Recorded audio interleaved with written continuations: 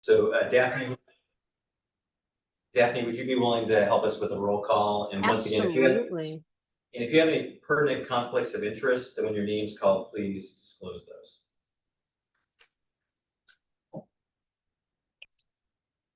Thank you, Brian. Antoinette? Here. Thank you. Antoinette, are you able to hear? Well, is this working? Yeah, clearly, yeah. Great, thanks. Great. Will O'Brien's here. Mary Ongrave? I'm here, good morning, thank you. I have no conflicts of interest, and thanks to Jessica for all her help getting me out this morning. I appreciate it. Thank you for your patience with our tech difficulties. Adrian Irwin? Here. Max Kaiser? Here. Lucy Langer? Present. David Sanger? Here. And I know we're expecting Sarah Love. We do have quorum, and I did want to say that I had a little oopsie this morning and I didn't start recording until we called to order. Okay, well, that presentation will be recorded as a part of the HERT meeting this afternoon, so people who need to look at it can access it there. Thank you for your understanding. All right, since we've now called the meeting officially to order and done roll call and pertinent disclosures, I'll turn the floor back over to Jason and Ariel to continue with the staff update. Okay. Let's go ahead and do the orientation and. Oh, I'm sorry, yeah, orientation first. All right, as a reminder to everyone, this looks like this may be the HERT deck, but that's okay. No. OHA has set a goal to eliminate health inequities by 2030. Just a reminder to everyone that that's behind this work we do. We are making coverage recommendations that will affect members of the Oregon Health Plan, as well as their families, caregivers, and providers. There will not be any decisions about individual care today. Decisions about coverage and benefits, that's our meat and potatoes. Again, medical necessity, you see that word there, it was there before this change, and it will continue to be there after. We will not be hearing public comment today. Decisions made in this meeting this morning will not be final until approved by HERT. Many of those will be taken up this afternoon at HERT, implemented at later dates. Most of the decisions will be January 1st, 2025, although some will be at later dates. As you all know, if you're members, the considerations generally include the assessments of the balance of benefits and harms, patient values and preferences, stewardship of public resources, and just the practical nature of delivering healthcare in the state of Oregon in 2024. Okay. And then logistics and health stepping away, for those of you online, or send us a text if you're on the phone. We'll, just so we can keep track of quorum. I know a couple people have to come in and out, and so we need to be mindful of that today. Members can vote in the chat or verbally. Those of you on the phone, if you could vote verbally, I think that will be easiest. And then for those online, make sure your Zoom name matches your registration name. We don't have any public testimony. If you are not registered to testify, but you do have questions, you can use the Q&A feature to ask questions of Daphne. In fact, that's going to be mostly for logistical purposes. If it's substantive policy comment, please email us and we'll deal with it after the meeting. Chat and the question and answer are part of the public record. The meeting is recorded and will be posted online. And there's our email address. And for those who are visiting, just in case you're wondering why we're saying no public comment, we always welcome public comment, but we ask people to sign up at least 24 hours ahead of time. We have no one signed up, but if anyone is expecting to give public testimony, you're welcome to sign up for the November meeting. Okay. All right. Brent, do you want to do the minutes? Yeah, so stop work. Yep, so we're gonna move on to the approval of the minutes. They are in the meeting material packet that you received from pages 5 to 51. Does anyone have any questions about the minutes? Corrections, changes, anything? Yeah. Anything they'd like to extract? If not, then I would entertain a motion to approve the minutes as written. Motion to approve. All right. Thanks, Max. Do I have a second? Second. All right. Second. Since we're since we're having somewhat of Yes. a hybrid meeting, I guess if you're on the telephone or in person, then vote verbally. And if you are logged on virtually, then please type your vote into the chat. So all in favor say aye. Aye. Anyone opposed? Okay, great. So then the minutes have been approved, so we're gonna move on to continuation of the staff reports. Hey, this is Great. Daphne. One moment, please. I'd like a point of clarification. I'm prepared to read the page numbers for the meeting. Would you like me to do that, or is that something you'll do yourself? That would be lovely. Yeah, that would be really helpful since it's Got it. over 400 pages. I got you. Thank you. So a couple things on the staff report. There's our ever popular errata. There is one addition that didn't make it into the packet, and that's that we had a broken link for the colposcopy guideline that's been corrected.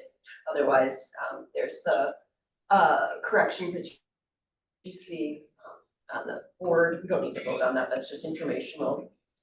And then to update you all, the evidence-based guidelines subcommittee has been looking at hypoglossal nerve stimulation, which is a procedure that implants a device in the tongue to help with sleep apnea. They met last month, looked at all of the studies and the data. They were very concerned about the study design, which was a little bit atypical.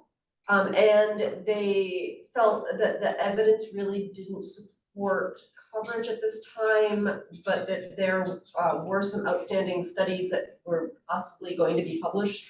So they voted to table the topic for a year, which means that our non-coverage of hypoglossal nerve stimulation will continue until VbBS takes up the topic and determines any different. Any questions about that? You won't be hearing a coverage guidance document anytime in the near future on that. Do you have this in the session? Well, I think you already gave that one. Did you give it in August? No, it was since the August meeting. Oh, yeah, you're right. You're right. It's just been a while. Yeah, We had a DHAP listening session. Members of the public attended. Staff are continuing to work with the liaison, Leslie Sutton, to develop a charter and continue to recruit folks with an expected initial DHAP meeting in 2025. yeah, and a lot of the concerns we heard were things like help with disability applications, durable medical requirements, provider discrimination, accessibility, things that are not really in her purview. So we're trying to grapple with that and see how we can make, we did agree in front of the legislature to have such a committee, and so we're trying to find a way to make that useful for our work and serve the interests of our members. So if you have ideas or people we should talk to about that, if anybody does, please be in touch. And then I think there's two other items for me.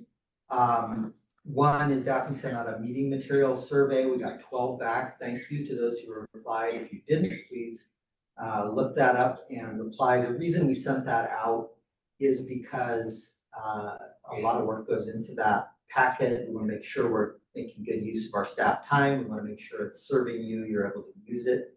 But also there are some new accessibility requirements coming that may impact our ability to use the journal articles and abstracts that we get from external sources and may require us to make some other changes. In addition, there are requirements related to Senate Bill 1508 about quality adjusted life years that require redaction. And we are exploring how to comply with that law in a way that's efficient, effective, and has integrity. So we will use that feedback as we plan changes. We're hoping to pilot those for the November meeting. That pilot may be behind the scenes and only we see it, or it may be something you see a little bit differently for the November 14th meeting. So thank you to those who have responded. The other thing, we've had more attention to conflicts of interest in our meeting recently, and so We want to be completely transparent, so we're doing our search of the CMS Open Payments Database for our invited experts as well as for those who testify verbally. I also ran a search on everyone who's a member, and people got emails and, just to remind everybody to be mindful of doing disclosures when that's appropriate. If you have research or, sometimes it's a meal or an educational seminar, just to be mindful of disclosing that when it's appropriate. If anyone has questions about that, please reach out to me. It's a little bit complex, the way the law and our policy interact. I think that is, hang on just a second. Yeah, that is it for the staff report. Jason, this is Daphne. Did we talk about the errata or did I miss that? Yeah, Ariel did. Oh, okay. Well, that was on page 66 of your packet. Okay, great. Then I think we can move on to the straightforward consent agenda. Daphne, what page is that on? Page 75. Wonderful, thank you. Right, I have one friendly amendment. There is an empty box in a recommendation I just noticed. And so the recommendation was to move N 40.3 to line 324 and remove from line 564. So that is the friendly amendment. Apologize. And then anyone have any other concerns, want to pull anything out to be discussed?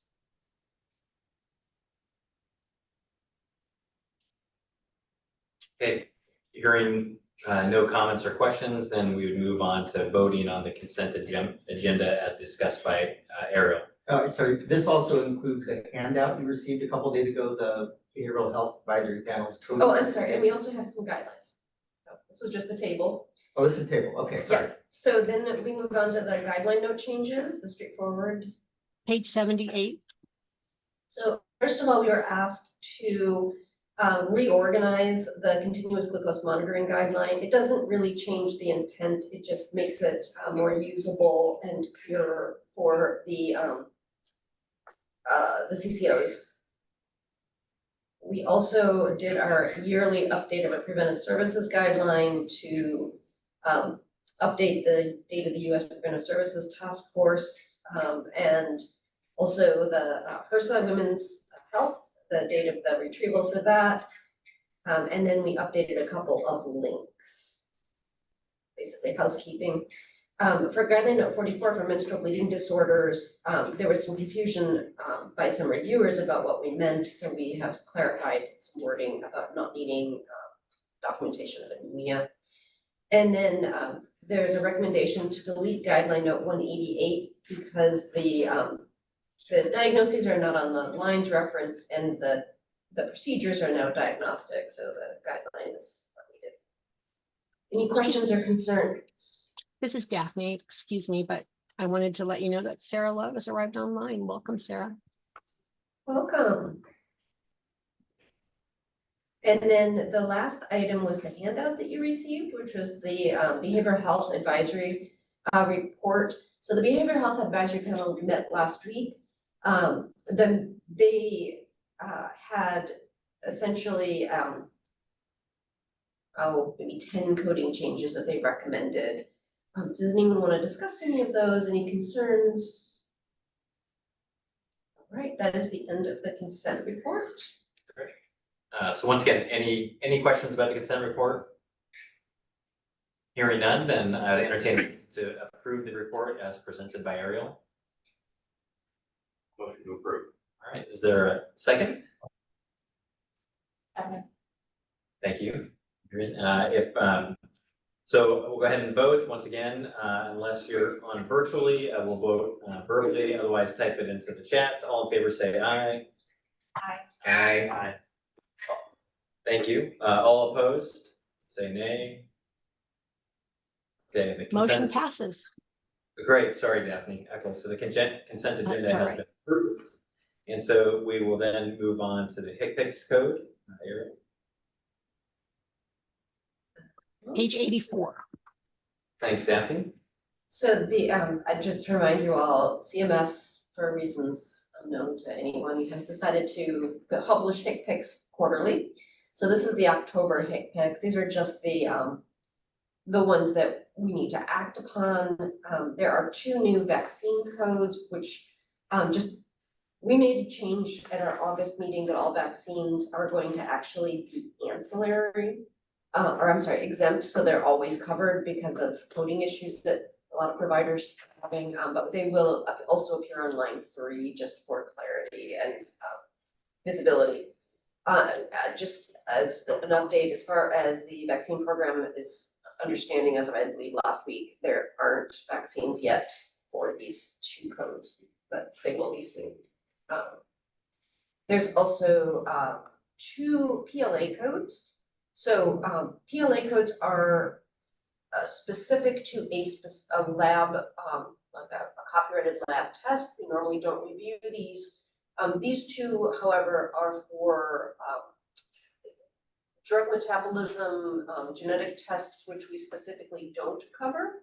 So the staff recommendation is to add these 2 codes to the excluded file because we have diagnostic guidelines specifying we don't cover these. Any questions about there are additional HIC codes, but most of them are things like drug codes or TB codes that we normally don't review. Excuse me, Ariel, Daphne, your voice is trailing off. We're having a little hard time hearing you online. Okay, thank you, Daphne. You bet.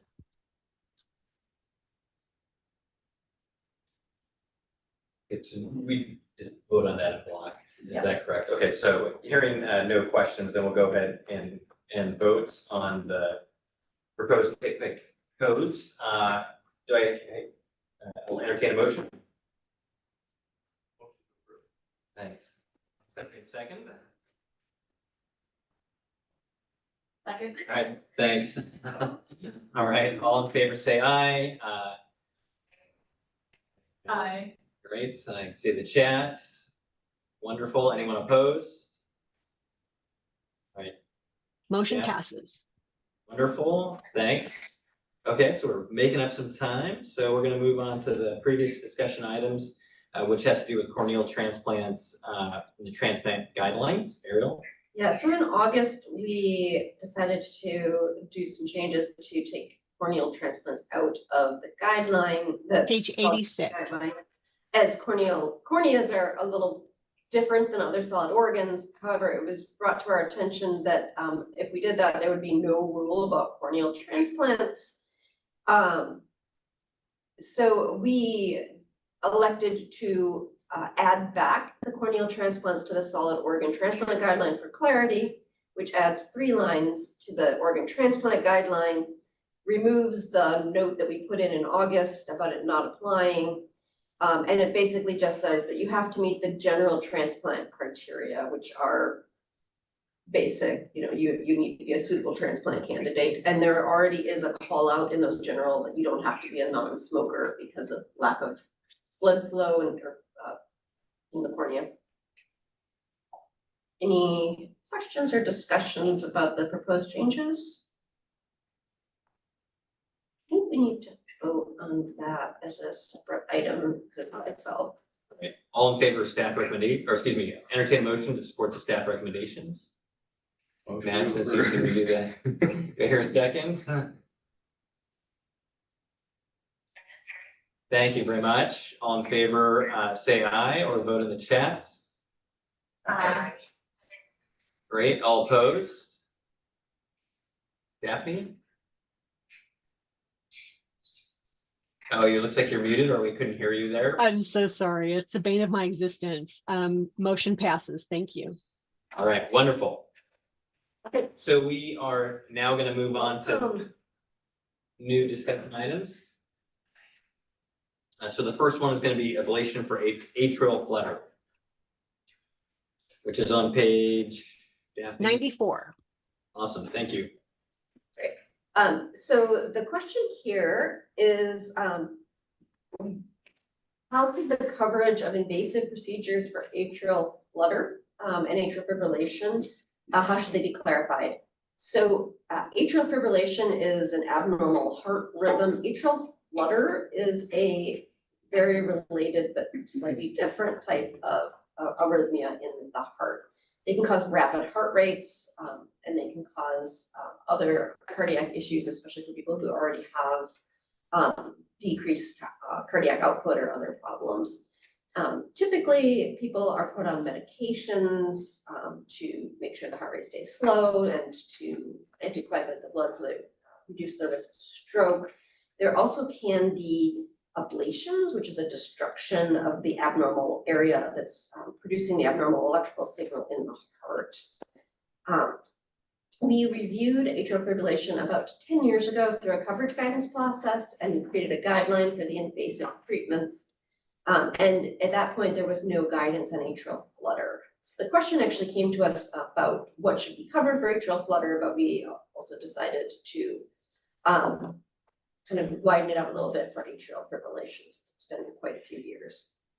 So we currently do have a guideline about AV nodal ablations, pulmonary vein isolation, and surgical ablation. These are all very specific and unique treatments for this. The current 2023 American Heart Association, American College of Cardiology guidelines actually now discuss catheter ablation as a 1A or something that should be considered pretty soon, particularly if medications are not tolerated. And then atrial flutter in their guidelines is just considered a subset of AFib, and so all of the AFib recommendations would apply to a flutter according to the way they wrote their guidelines. And they actually recommend ablation as first line in certain groups of patients.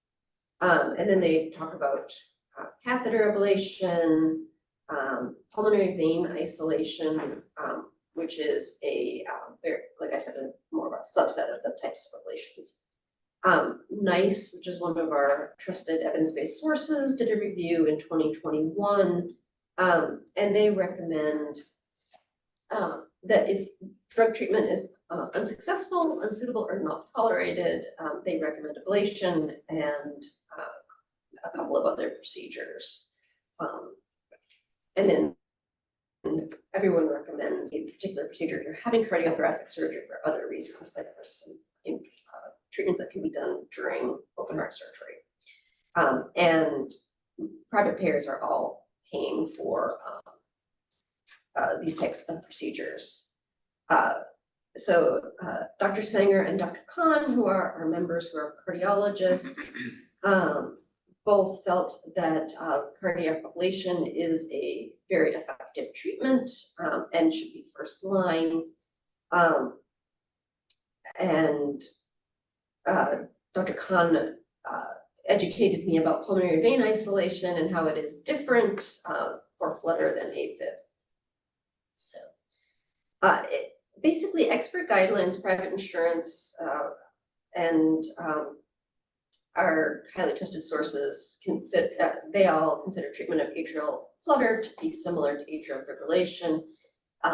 They recommend that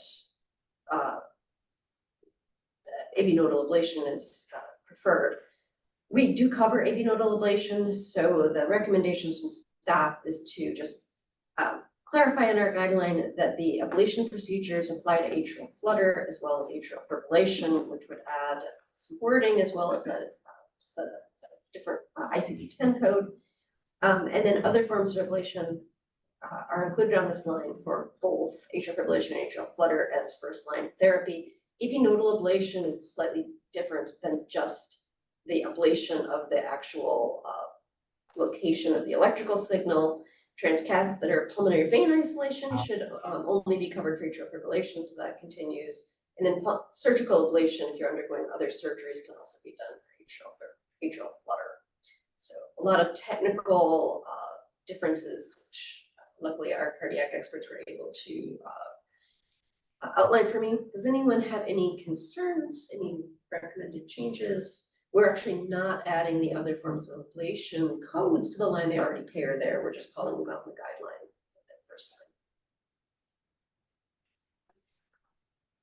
All right, how do we want to vote on new topics one by one or as a? Maybe vote on this chunk and then go. Yes.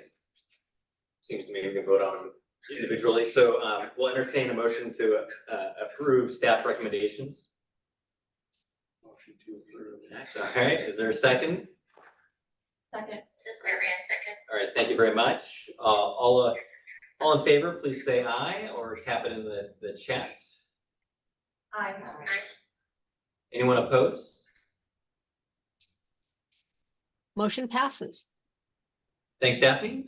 So the next topic is going to be genetic testing for cardiac transplant rejection. Daphne, if you can tell us what page.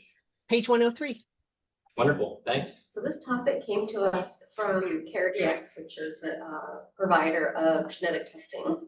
They have a couple of products, AlloMap and AlloSure are the brand names. They have CPT codes for AlloMap that's specific, and then their AlloSure test is a kind of an unlisted, one of the sort of dump codes for molecular pathology procedures. These are genetic tests that look for donor-derived DNA.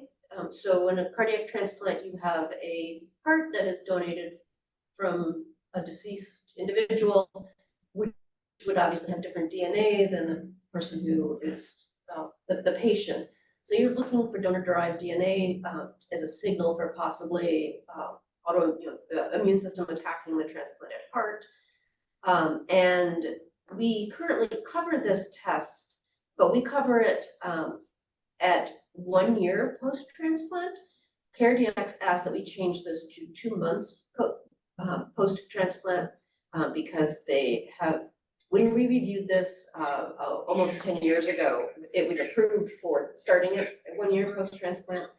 And now the approval has been reduced. So many transplant programs will do biopsies of the heart. And this is sort of something that would be done as, you're less and less concerned. The heart's been working fine, the immune system's supposed to be tolerating it, the person's tolerating their anti-rejection drugs. So you could use sort of a surrogate marker. The further out you get, it's a little bit, it's less likely to have acute rejection. So, that, I guess we would consider the pretest probability, that type of thing going up. CareDx also asked us to look at AlloSure, which is a next generation sequencing looking at the fraction of donor-derived cell-free fetal DNA related to the total cell-free DNA and some other variants and things. So again, we reviewed this about 10 years ago, and at that point it was just on 1 year post-transplant. We currently cover cardiac transplant, we cover testing for rejection. We have a guideline that genetic testing for cardiac transplant is included only for 1 year post-transplant and only in patients without clinical signs of rejection. So in the last 10 years, there has obviously been additional studies published. The Cargo 2 trial was published in 2016. This was about 500 patients. They were comparing the gene test to cardiac biopsy and found that starting at 6 months post-transplant, there was 2 to 6 months post-transplant, there was a good area under basically a test that was about 70% good effective test at finding rejection. And this is similar to their post 6 months. And then there was another study published in 2015 that was, the study authors were CareDx advisors and consultants. They had 60 patients. They were randomized to the genetic test versus endometrial biopsy. And this was a pilot study comparing whether this was actually an effective test. They thought it was, but a larger study should be done. This was for the AlloMap that we currently cover. For the AlloSure test, which is the newer test, there was a study published in 2024, outcomes of the surveillance heart care outcomes registry study. The authors were all directors, consultants, or employees of Care RX, of the manufacturer.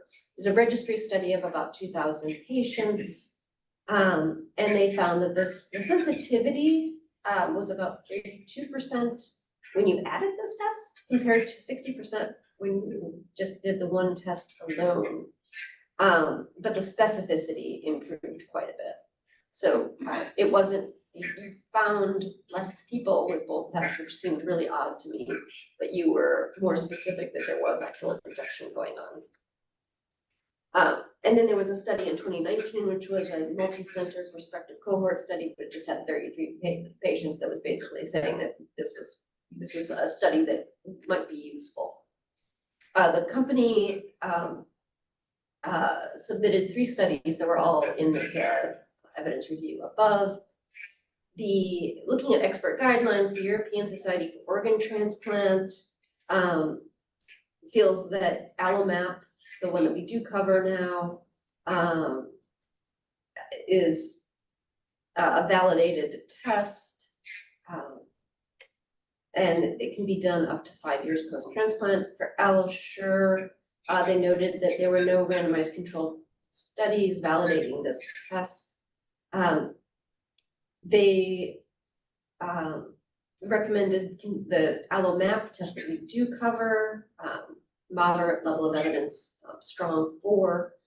They, the other test, the AlloSure, they noted the evidence was low and they recommended it with a weak 4. The International Society for Heart and Lung Transplant guideline from 2023 gives AlloMap and level of evidence B for coverage.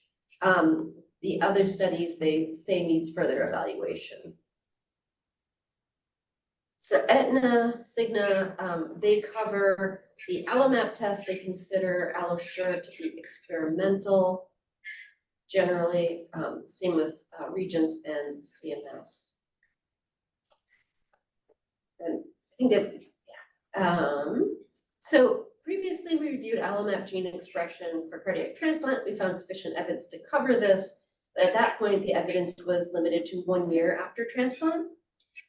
Studies after that review have found that at least 6 months after transplant, the study used for approval of this test, the Cargo study, was looking at 6 months or longer after transplant. There's only a couple of small studies looking at the use of this between 2 and 6 months after transplant. No private payer was covering this prior to 6 months post-transplant. So based on this, the HERC staff recommend, well, a couple options, but if we want to keep the guideline, reducing our time after transplant from 12 months to 6 months. For the AlloSure, the newer test, very limited evidence covers this. It does seem to reduce the sensitivity for acute rejection, which again doesn't seem very logical to me, but that's what the study showed. And we would want something to have a high level of sensitivity for something as important as cardiac rejection. All private payers surveyed considered this test to be experimental. And we also noted that there was a ICD-10 coding appeared to be incorrect.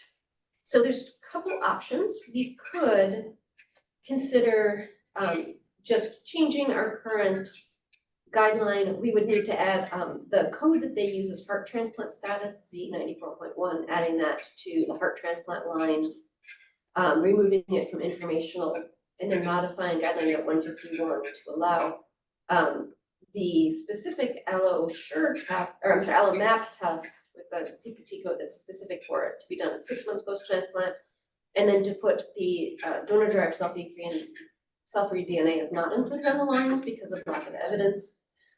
The other option would be kind of consistent with a lot of things that we've done with transplant, which is we leave a lot of these decisions up to the transplant programs because they're the ones who manage this day to day and stay up to date. If we do that, we still need to add the heart transplant ICD-10 code to the line because that is the code that they use for this type of test. And then we would just delete our guideline. questions? Anyone have a strong preference for one option or the other? If we were to go with option 2, then would it be possible that the transplant team would order AlloSure then, it would be potentially covered, or? Yes, because they use a non-specific code. So it seems to me that's the big difference. The data doesn't support that at present, but if we leave it up to the transplant teams, then it is conceivable that could be ordered. Yeah, and just to play devil's advocate, if there's, dramatic new evidence that comes out and the transplant center wants to use it, we would not allow it. Okay. And you said the option 2 is more consistent with what we were doing in the transplant space in general, that we kind of allowed those decisions to be made by the transplant centers. Yeah, like for smoking cessation, we leave it up to them to determine how they wanna decide that someone is not smoking, and we've done some other things. I think both would be reasonable. Was there any specific feedback given suggesting option 2, or were you just thinking that because it's more consistent with how we made other decisions? Too hard of a question. Yeah. Not specific to this, but specific to the general comment. That feedback. Yeah, the feedback that I just got was that, do we wanna micromanage the transplant programs? Or for something like this where there's, I think if you've done the review, there's not evidence for it. We have a system where if evidence is presented, you can do exceptions until we change it in the official meeting. I have need to respond. Who's doing heart transplants? Are we sending them, is it OHSU, or are we sending them to Seattle or California? I believe currently they're all out of state. Not doing. OHSU stopped. I thought they restocked. Yeah, and Providence was going to start a I can't program. remember if Providence or Legacy wanted to do it. Cause I had to send out a state for a specific. OHSU tried to restart their program, Yeah. but they couldn't get This wasn't certification OHSU. because of staff. They just can't get the staff. It wasn't OHSU, it was Legacy. Hi, this is Mary. I'm sorry if this was already said, and I'm having a little hard time hearing. Did you say Providence is still doing them, or? I don't know, I was actually going to Google this. Do I you just know Googled that anything? Providence does. Yeah, okay, that must have been. Okay, thank you. I thought I just had a request for there, but I wasn't sure if I remember that right. And my other comment was, and I guess one may have said this, but it looks like with the recommendation for this testing, that is consistent with other health plans for this work, that based on their research, that it looks like that's supported as well at the interval suggested. At 6 months. That's consistent with private payers. We're saying 2 months, yeah. I think there's a pretty big difference between supporting. This is Daphne. Could you Leaving out smoking. summarize Mary Beth's what she said for the people Oh. online? There- Sorry, go ahead, Ariel. Oh, Mary Beth just noted that if we vote for option 1, that's consistent with private payers. And she also noted that Providence does have a heart transplant program in Oregon. Thank you. And then Daphne, did you say we have a raised hand? Someone online wants to make a comment or ask a question? Yes, and it's, did you want to recognize that? Yes, please. I'm sorry. I can't see it for some reason, but Oh, yeah. that's no problem. Is it a member or a member of the audience? It's a member of the audience. Oh. That's your discretion, Brian. Okay. Usually we don't allow it. Yeah, okay. Any questions or any more comments or any preference between these two options by a member?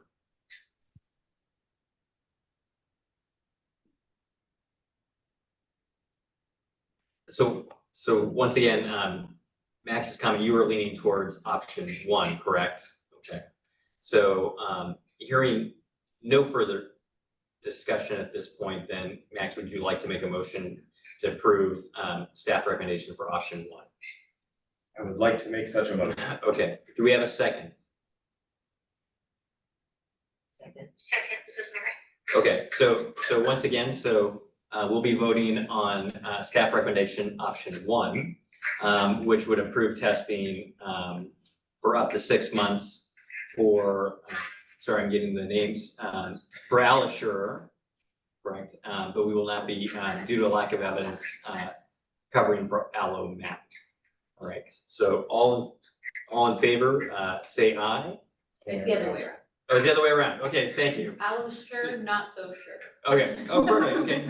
Not for AlloSure, for AlloMap, okay. Sorry, they have very similar names. Okay, all in favor, please say aye or type it in the chat. Did you say no? I'm a nay, I would go option 2. Okay, I'm a nay on that. okay, and then, for the others, please write in the chat, and then Daphne. It looks like, Dr. Sanger, did you vote? You're on mute. You're on mute, Dr. Sanger. Still on mute. Can't come off Thumbs mute. up, thumbs down, maybe. Yeah. Yeah, thumb up would be you approve, thumb down is you, Or, yeah, okay. Okay, Okay, it passes with one Nay. nay. Thank you. I think there were 2 nays, right? Did someone online vote nay? And then That was, eight- it was my reported nay. Okay, I all right, just- thanks. Okay, so 1 nay. Okay, so, so the HERC staff recommendation for option 1 has passed. All right, so we are now gonna move on to the BMT. Excuse me, that is not correct. We're gonna move on to secondary and ill-defined neoplasms. Daphne, can you give us a page number? Absolutely. Secondary and ill-defined something is on page 260. Thank you. All right, thank you. So this is the first of the topics that's gonna come to you from the below the line review. We have one cancer line that is below the line. Most of the things on this line are not specified. They're not like colon cancer of the ascending colon or something. They're like a malignant neoplasm of the intestinal tract. In some cases, this is actually appropriate because it may be unclear where the primary arose from. It may be that with our current ICD-10 system, somebody just can't find the correct specific code. There's lots of different reasons. So what staff is recommending is that we move any of the codes that could be found to have similar diagnoses or have, like for malignant neoplasm of the spleen, there's splenectomy codes on the non-Hodgkin's lymphoma line. So what you see in front of you is a table of moving most of the diagnoses from this line onto covered lines. There are some that are completely just really ill-defined, like malignant neoplasm of upper limb. There are many, many different tissues in the upper limb, so this is really, really generic. The recommendation would be to keep those very generic diagnoses on the current lower unfunded line. And one of the things that staff is considering, this is not something you're gonna vote on today, but just as for information, those types of diagnoses may be moved to what we're gonna be calling perhaps a code group, that they would just be available for office visits. The other thought was maybe that a PT or OT might be using it or something, so we may be moving them to a different code grouping in the future, but for now, they'll be on the uncovered line because they're so, or they may just be on an office visit line. I don't know why you would use these codes, because they are so non-specific. And like I said, things that I could identify, at least an organ system, like respiratory, lung kind of thing, I'm recommending movement. So most of these codes will move to covered lines. Staff did a generic code search. These aren't used very much at all. But if for some reason, one of the scenarios that I can imagine is perhaps an elderly person who can't undergo further invasive testing. You know, this might be something that they might use for like palliative care. They have a intestinal cancer of some type, but they're not gonna biopsy it and treat it specifically. Lucy Langer is asking whether these diagnosis codes are used for surgeries. They might be used prior to the surgery for approval, before they take out the specimen and can do the pathology and testing on it. That might be one use. I still don't think that you're gonna use like malignant neoplasm of upper limb prior to surgery. And if we are seeing anyone complaining about something like that, we can ask and, possibly move it. But like a generic area of the body has so many tissues, we wouldn't know what line to put it on to pair. Anyone have any questions? It's a lot of code movement.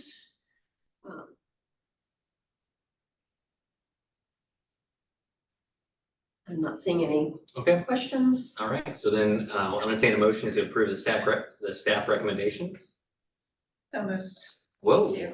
mixing it up. Okay, we'll take a, is there a second? This is Mary, a second. Thank you, Mary. All right, all in favor, please vote aye. All opposed, nay. Aye.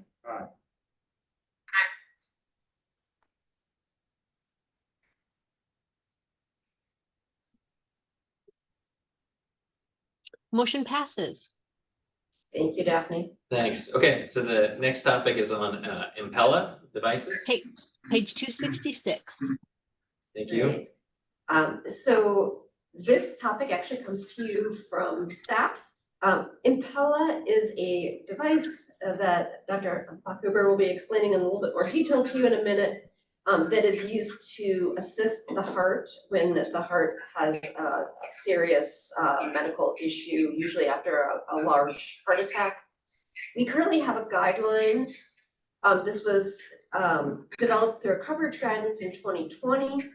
And it limits the use of Impella to very specific circumstances. And it has a whole bunch of, it covers them for patients in cardiogenic shock, meaning they're very, very ill because of heart damage. Only when they're going to have a more definitive therapy, like a heart transplant or a left ventricular assist device.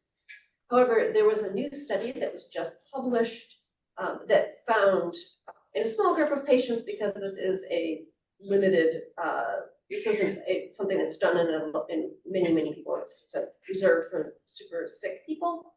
Impella for cardiogenic shock was found to reduce mortality. And so the suggestion came from staff with this report, do we want to change our criteria? And then I am going to hand things over to Marcus to give us a summary of the study in more detail and give you a little bit more of the evidence. Thanks, Ariel. Just have a few slides to talk about this study. My name is Marcus Bachhuber. I'm with the Center for Evidence-Based Policy at OHSU, and just to remind folks, we're contracted by HERC to conduct evidence reviews. So this isn't a major evidence review in the style of the other one that we do. It's just kind of a mini review of this study. Next slide, please. So just as far as background, cardiogenic shock is a life-threatening condition when the heart can't pump enough blood to maintain an adequate oxygen level in the brain and body tissues. On the right is a schematic of the Impella device. You can see that's a cross-section of the heart where the Impella pump is located in the left ventricle, which is on the right side of the diagram. The left ventricle is the main chamber of the heart responsible for pumping blood to the rest of the body. So the Impella assists in increasing the output of blood to the rest of the body. And that's called mechanical circulatory support, kind of generally. So it falls under that category. Next slide, please. So I'll be talking to you today about the what's called the Danger Shock trial, and that was published in April 2024 in the New England Journal. Next slide. So it was a multi-center trial in Denmark, the UK, and Germany. The name Danger came from Danish and German. The inclusion criteria were aged 18 years or older. The person had to have an ST elevation myocardial infarction or STEMI. This is a generally more serious or severe type of heart attack. And cardiogenic shock, again, that the heart wasn't able to pump enough blood to the rest of the body, as evidenced by a low left ventricular ejection fraction, which is just, again, a sign that the heart function is impaired. For exclusion criteria, folks couldn't have a shock duration greater than 24 hours. They excluded other causes of shock, such as septic shock. If a person was resuscitated from out of hospital, cardiac arrest, and comatose on arrival, they were excluded. And there's some other limitations, mostly around mechanical complications of heart attacks and then life expectancy less than 1 year. Next slide, please.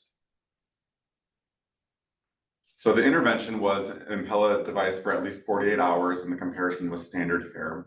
Both arms received a revascularization procedure, and by that I mean it's a procedure to go into the blood vessels supplying the heart muscle, identify any blockages, and remove them if possible. And both arms could escalate to another type of mechanical circulatory support called ECMO, extracorporeal membrane oxygenation, which is basically just a modified heart-lung bypass machine. So it's a very, very significant level of support. Next slide, please. The main outcome was death from any cause at 180 days. And adverse events they looked at were moderate or severe bleeding, limb ischemia, stroke, receipt of renal replacement therapy, which we would call neomus dialysis, and sepsis. So these are pretty serious adverse events that they're looking for. Next slide, please.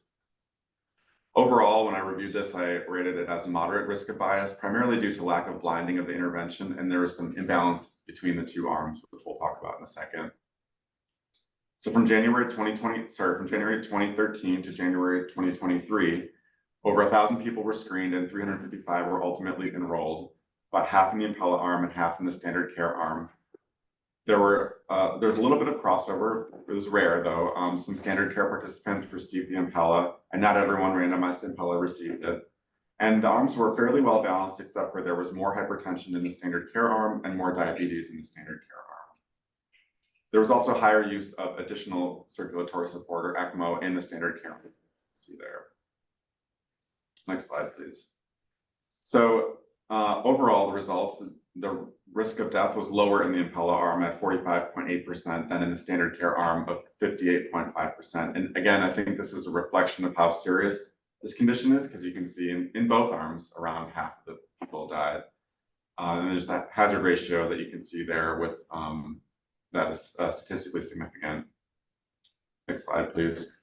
Here's the risk of adverse events. You can see the risk was higher for Impella for all the adverse events they looked at.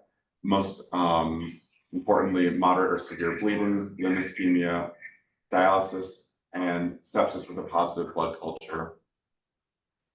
Next slide, please. So there's a couple of points I'm going to talk about here quickly, which are worth a further discussion. The first is looking at the curves for the main outcome. So this is a graph of the main outcome results of death from any cause. On the vertical axis is the percent of patients who died, and on the horizontal axis is the time since randomization. So if you look, you can see the curves. So the blue curve is the standard care alone arm, and the orange curve is the Impella arm. So you can see the risk of death, as I told you, is higher in the standard care arm, that blue arm, at the end of the study. But if you look at the shape of the curves over time, you can see that they really start to diverge at about 20 to 30 days after randomization, which is well past the point that the Impella has been removed generally. So, and then more significant divergence doesn't appear until much later, more around 120 to 150 days. So it's a little unclear if there's clinical plausibility of that difference in mortality emerging in such a delayed manner. Next slide, please. The second point is looking at the as-treated analysis versus the intention-to-treat analysis. So what I've been talking about up until now is the intention-to-treat analysis, meaning if you're randomized into the Impella group, you're analyzed in that group. If you're randomized into the standard care group, you're analyzed in that group. And that showed a significant difference in mortality. And this is the as-treated analysis, so comparing everyone who got the Impella to everyone who got standard care, regardless of how you were randomized. Typically in the as-treated analysis, if the intervention is effective, the effect becomes more significant, so more statistically significant and higher magnitude. But in this case, the as-treated analysis did not show a significant difference in mortality between the two arms. So it's just a little different than what we normally see. Next slide, please. So in conclusion, the Danger Shock trial did find a mortality benefit of the Impella device at 180 days. Just as a point of context, it took about 10 years to complete enrollment, and that speaks to the potential for any ongoing or future data. And although there are some concerns with the trial that I mentioned, it's unlikely that there's going to be new data in the short or medium term, if at all. There was a recent multi-center trial called the RECOVER-4 trial. These were patients with STEMI, again, that serious type of heart attack, complicated by cardiogenic shock, and it was recently halted in June of 2024. The investigators argued that the results of the danger track trial made it so that that trial was not necessary because there was no more clinical question for them to answer. So that trial was halted. There won't be any data from that trial. So that's all I have. I'd be happy to take any questions about the study. If not, I'll turn it back over to Ariel. Any questions for Marcus? The one that was stopped, were those people connected to whoever produces the impella? The RECOVER-4 trial, Yeah. I believe both were, this one and both were, and the other one were sponsored by the manufacturer. And the exclusion criteria, the life expectancy less than, is that prior to MI? Because a lot of people would have a less than 1 year life expectancy if you're in cardiogenic shock after an MI.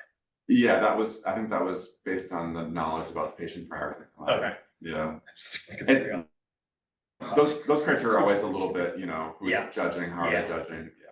yeah, especially life expectancy. Yeah. Marcus, can you go over the complication rate again? You said it was higher in the Impella group? or- Yeah. It's for all, It's an invasive device that's in your vasculature versus. yeah, no, I get that, I Yeah. get that, but you have an intention, a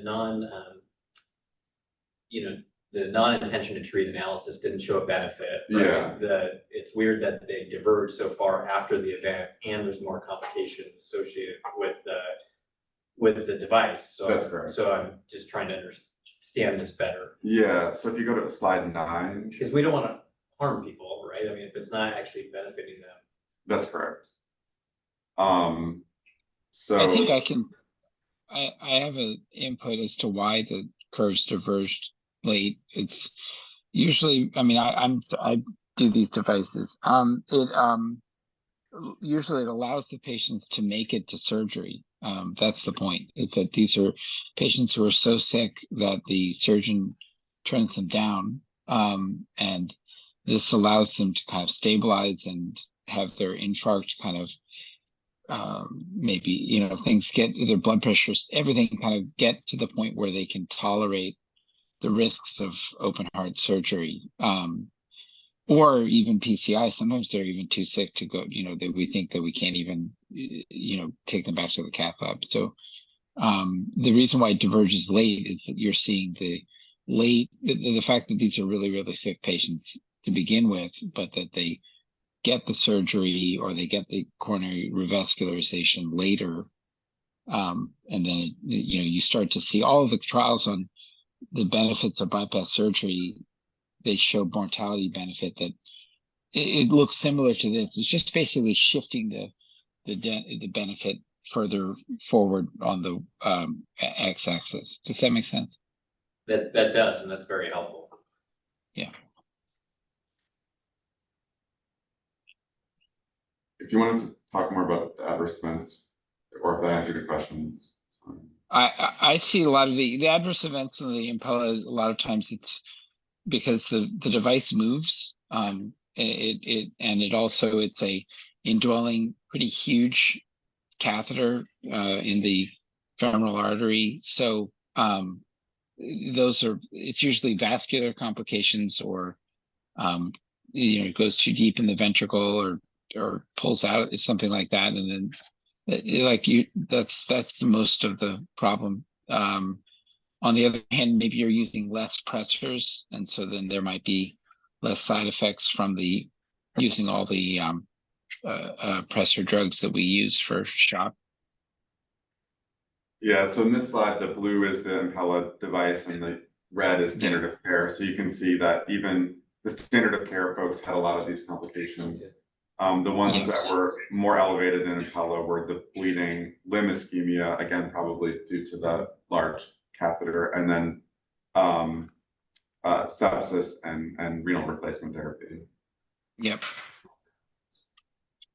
I mean, you also have to look at what this is being used. A lot of these people, they're going to get a balloon pump if they're not going to get an Impella. Like if you can't afford it, or Impella is not covered, or whatever reason we don't do it. The previous standard of care, if they're have cardiogenic shock that's refractory to pressors, or that is we put in a balloon pump, and that has its own complication, that which is kind of similar, a little bit different, but kind of similar to Impella, maybe worse.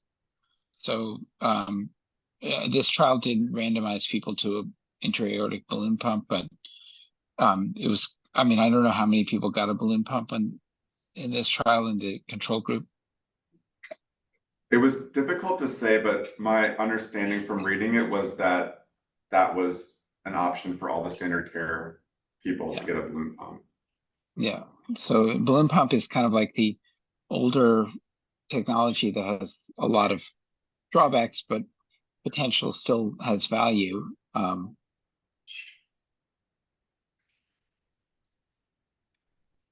Excuse me, this is Daphne. Mary Beth has a question. Okay, thank you, Daphne. Mary Beth? Hi, great presentation. Thank you so much. This is a kind of general question. There's been a lot, like in the medical news literature this last year about various recalls and different issues with these. Has that all, I was just wondering, and I'm not an expert on this, has that all been resolved, or do you know what the status, what the situation is? And I'm not sure if people who are logged on virtually can hear the question, but it has to do with a question about recall of the device. I actually don't have any information on that today. I don't think there's been any issues with the balloon pump. Has gone. I'm sorry, the Impella has. There are different iterations of it, and there's now a right ventricular Impella device that we implant, and then there's various upgrades. So, but hasn't been a recall. Any other questions for Marcus? There was more ECMO on the standard care group. Yeah, Is that thought to represent morbidity in that group, or as a side effect of not getting the device? yeah, that's a really interesting question, and that's, some people seem to believe that that's the reason why the standard care group did worse, is because they received more ECMO now, whether they had a more severe MI precipitating their cardiogenic shock, or their complications, require them to get it, versus they didn't have the benefit of the Impella and that's why they got it. It's impossible to say.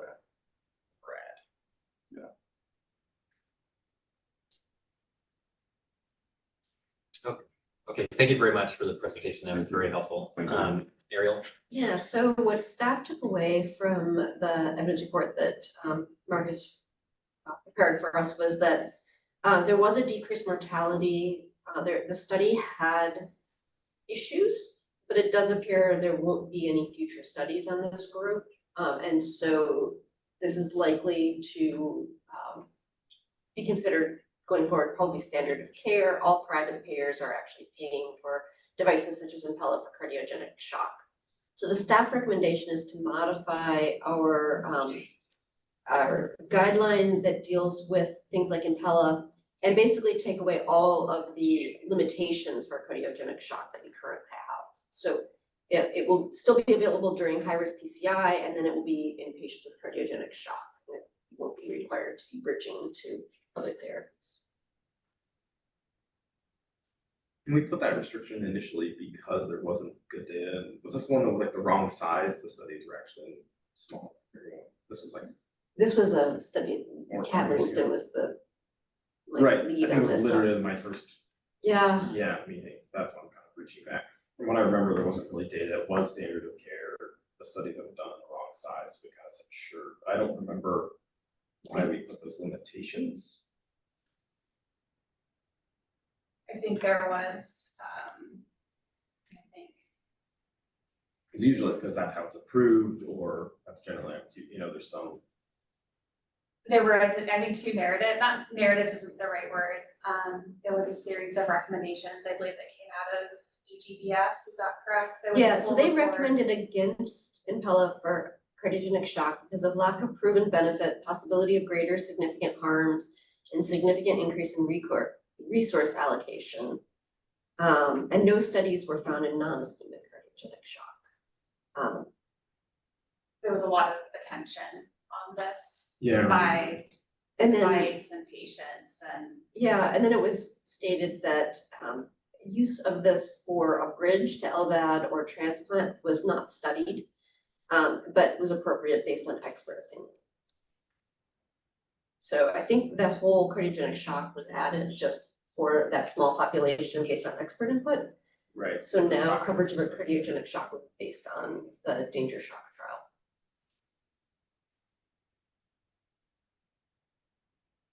Other comments, questions? So nobody from like the Oregon cardiology community commented on any of this? I'm just a little surprised considering how much time was dedicated to this, like 4 years ago, that nobody commented on this or. We seldom get comments when coverage is expanded.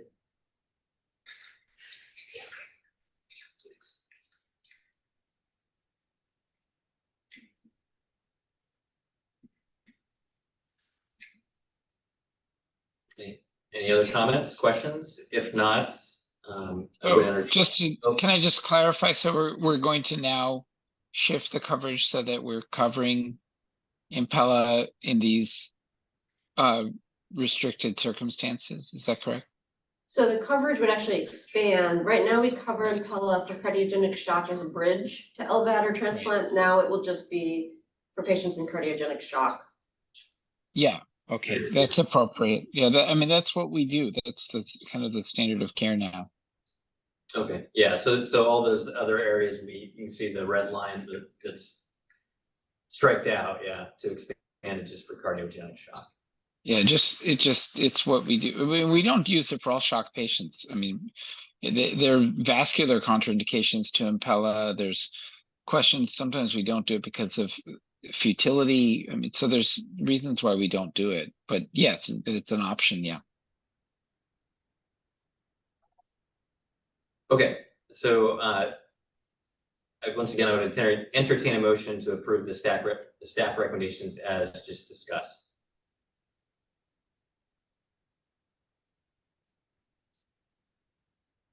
David, do you want to? Yeah, I would second that. Sorry. Well, we need Yes. an initial motion, so you would. Yeah. Okay. So I move to approve. Yes. Move Okay, to approve. great. Yes. Thank you. Is there a second? Thank you. Was that Lucy? Okay. All right, so the motion's been seconded, so all in favor say aye. Aye. Aye. Anyone opposed? Motion passes. Thank you. Okay, all right, thank you very much for, once again, the presentation, for the discussion. So we're gonna move on to the next topic, which revolves around BMT guideline. Yeah, so Page 272. thank you. So this question, there's currently no guideline about bone marrow transplant. The OHA transplant program asked us to adopt some type of guideline. They currently have a temporary rule, and before they finalized the rule, they wanted the HERC to weigh in. There is the current bone marrow transplant rule is the Appendix A of your document. And there are several issues with this rule. So over the years, bone marrow transplant is when you give someone really toxic medication to kill their own bone marrow, which makes their blood cells, and then you either give them back their own stem cells, or you give them somebody else's bone marrow, typically for leukemia, lymphoma, other blood types of cancers. We had a guideline for years that didn't allow second bone marrow transplants, but we removed that because there is cases now where it's medically supported to do a second bone marrow transplant. There's also still in the rule 5-year expected survival, which doesn't comply with the ACA. HIV positive patients are not eligible for bone marrow transplant by our rule, which was written in the 90s, probably when HIV patients had few treatment options. And then if you have any type of serious psychological or substance abuse disorder, regardless of your current status on your, whether you're in remission, being treated, et cetera, you're not eligible. So quite a few issues with the current rule that need to be corrected. So we reviewed HIV positive patients back in 2013, and it was felt that patients with undetectable disease on highly active antiretroviral therapy should do fine and should be eligible for stem cell transplants. We also added some wording about stem cell transplant for sickle cell disease with a new guideline in 2020. And then we deleted that second bone marrow transplant restriction in 2030. So we currently have a couple guidelines. There's stem cell transplant for neuroblastoma, which is a specific type of cancer. We have something about testicular cancer and sickle cell disease. And then, as you saw earlier with the corneal transplants, we do have a transplant guideline currently, but it only addresses solid organs, heart, kidney, liver, those types of things. So expert guidelines, indications for bone marrow or stem cell transplants. There's a whole host of things: neuroblastoma, Ewing sarcoma, which is a bone cancer, osteosarcoma, Wilms tumor, all sorts of things. The National Comprehensive Cancer Network, or NCCN, they have multiple guidelines that address and recommend bone marrow transplant for various central nervous system cancers, testicular cancers, bone cancers, etc. Most private payers have a expansive coverage of different types of bone marrow and stem cell transplant. So in summary, we need to create a new guideline to help guide OHA as they create a new rule for bone marrow transplant. Staff have drafted one that is modeled after the solid organ transplant guideline, and then several other guidelines need to be deleted and merged into this new guideline. Additionally, NCCN and other expert guidelines recommend stem cell transplant as standard of care for medulloblastoma, but not for Ewing sarcoma, although expert guidelines do recommend it. So staff recommends the addition of stem cell transplants for CNS cancers, which can be combined into the testicular cancer bone marrow guideline as solid tumors with indications for bone marrow stem cell transplant. We don't recommend expanding bone marrow or stem cell transplants for Ewing sarcoma or Wilms tumor based on NCCN recommendations. Or lack NCCN recommendations for those. So the changes that we would need to make would be to add the N71 family malignant neoplasms of the brain to line 216, rename line 216. It's currently testicular cancer. We renamed solid cancer indications for bone marrow or stem cell transplant. Adopt a new bone marrow stem cell transplant guideline for all of the lines where that procedure appears, which would merge in our current guideline 25, 30, and 64, and those would then be deleted. So the guideline would have the general transplant criteria, which is effectively what we cover, what we currently say for solid organ. It would restrict that you have to have uncontrolled HIV infection. So people who are well controlled on highly active antiretrovirals would now again be eligible, and if they have a psychiatric issue, it would have to be severe enough to jeopardize adherence to a medical regimen and in current active alcohol or illicit drug dependency. And then second, bone marrow transplants are covered when medically necessary and appropriate. There would be a few specific criteria. It's included on a specific line for high-risk neuroblastoma. It's included on the germ cell cancer on line 216 only after failure of standard chemotherapy. And then it's covered for sickle cell disease with our current criteria. And then we would delete the 3 guidelines that were merged in as specific criteria. If you approve this, then we will work with the OHA transplant group to make sure that they update their rules appropriately. Am I getting for that, and all of this is way out of my wheelhouse, that antigen matching doesn't really matter anymore, because we had specific requirements in the old OER. We had a 5 of 6 or 4 out of 6, and it was saying a mismatched donor was covered, so I'm assuming. I believe the only thing that we will have is that there'll be some HLA requirements for sickle cell disease. They are using people with, or they're doing matches that have fewer. Right, this is a mismatch, so I'm assuming that's just old. I'm sorry, Pardon me, where this does it- is, pardon me, this is Daphne. Max, we're having a hard time hearing you online. Oh, okay, how about if I Thank you. yell? I was just asking about antigen matching, because that was a requirement in the old OARs. And I'm assuming that's old, because I am not up to date on bone marrow transplants. I don't know the specific answer to whether antigen matching has changed. I know that they are doing transplants with fewer matches. But so we've never, the HERC has never had a guideline about antigen matching. Well, we have, is this a, I'm sorry, we have had only for sickle cell disease. We haven't had antigen matching for bone marrow transplants for other indications.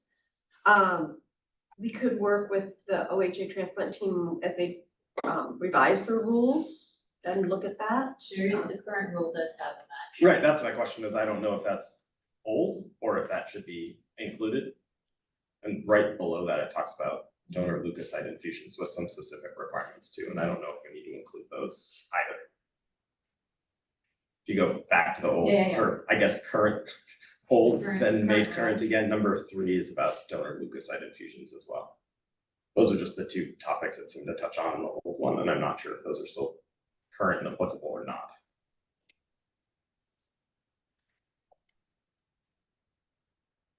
I would assume satisfactory antigen match would just be standard. I mean, the transplant program would not. I've only run Transplant. into it once where they didn't have 506, and then it was contention. So it's happened once, which is also kind of why I'm thinking maybe it's outdated. And that's why I'm asking, because I'm guessing it is. But they have a very specific criteria right there, so I just wanted to make sure. I didn't look into that. Do you want me to look into that? Yeah, I mean, hopefully it'd be probably a pretty quick question for the transplant team, would be my guess. So would we then table the vote today and then vote in November? That and the leukocyte infusion, if we need requirements for that one. That is a slightly, well, that is a different thing. Dr. Langer has a comment she's posted in chat that says her internet is slow right now, but could it be changed to appropriately matched donor to address HLA or not? I think what the proposal on the table is that we table this and I can research antigen matching and donor leukocyte infusions, bring this back in November for further discussion. Yeah, unless Dr. Sanger has some specific insight, she could educate me or us. Otherwise, yeah, I think that would make sense. Okay, so then we need to vote on that, correct? Or not? Okay, all right.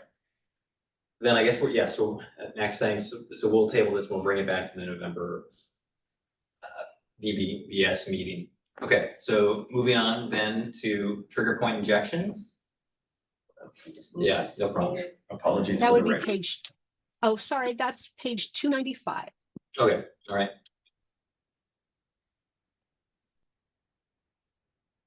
Trigger point injections. So this came to us from a medical director. So trigger points are areas in the muscle that are hyperirritable and thought to cause myofascial pain. So there are various therapies. You can do essentially an acupuncture treatment, almost like a dry needling, or they will inject saline or anesthetics into these hyperirritable spots as a way of reducing pain throughout the whole sort of muscular structure around that area. The trigger points can refer pain throughout an area of the body. trigger point injections are thought to alleviate this pain and improve function. These were last discussed in 2013 as part of the review for fibromyalgia. So myofascial pain is distinct from fibromyalgia, but they're sort of very overlapping Venn diagram roots. Many people with fibromyalgia have myofascial pain. And we had experts testifying that trigger point injections were effective treatments for the myofascial pain that's seen in fibromyalgia. Trigger point injections were not paired with fibromyalgia based on that review in 2013. So currently, the only place that we have these trigger point injections are two non-covered lines. Three non-covered lines, 496, 498, and 587. Myofascial pain syndrome is coded with M79.10, which is myalgia unspecified site and myalgia other site. Those are currently on line 597, disorders of soft tissue, so not pairing with trigger point injections. Many treatments for neck and back pain are on line 399. Fibromyalgia remains on line 524. We have a whole guideline about back and neck interventions. The reason I'm pulling in back and neck is that trigger points typically are found on the back and the neck. So lots of back guidelines. For fibromyalgia, we have a guideline indicating that treatment should consist of medication, exercise, and cognitive behavioral therapy. Evidence, Hamzoe in 2023 did a systematic review and meta-analysis on trigger point injections for acute myofascial pain. They found 4 RCTs comparing trigger point injections to medical management in adults. These studies were generally small, 21 to 51 patients. One had 252 patients. Based on the analysis of the 4 RCTs, trigger point injections significantly reduced pain scores compared to standard medical management. And they felt that this supported then use of trigger point injections for myofascial pain. There was another systematic, which was much older, from 2009. They included 15 studies, 4 RCTs, 1 single-blind RCT, 2 non-blinded RCTs, and 3 randomized double-blind crossover trials. This looked specifically at head, neck, shoulder, and back pain caused by myofascial pain. And they compared various different treatments to the trigger point injections and found that there was some improvement in pain shortly after, but little improvement or little difference in between the trigger point injections and other treatments in longer term. They also found some evidence for cervicogenic headache. They basically felt that based on the older research, that there was no clear evidence of either benefit or ineffectiveness, but felt that it might have value as part of a multidisciplinary approach to chronic pain management.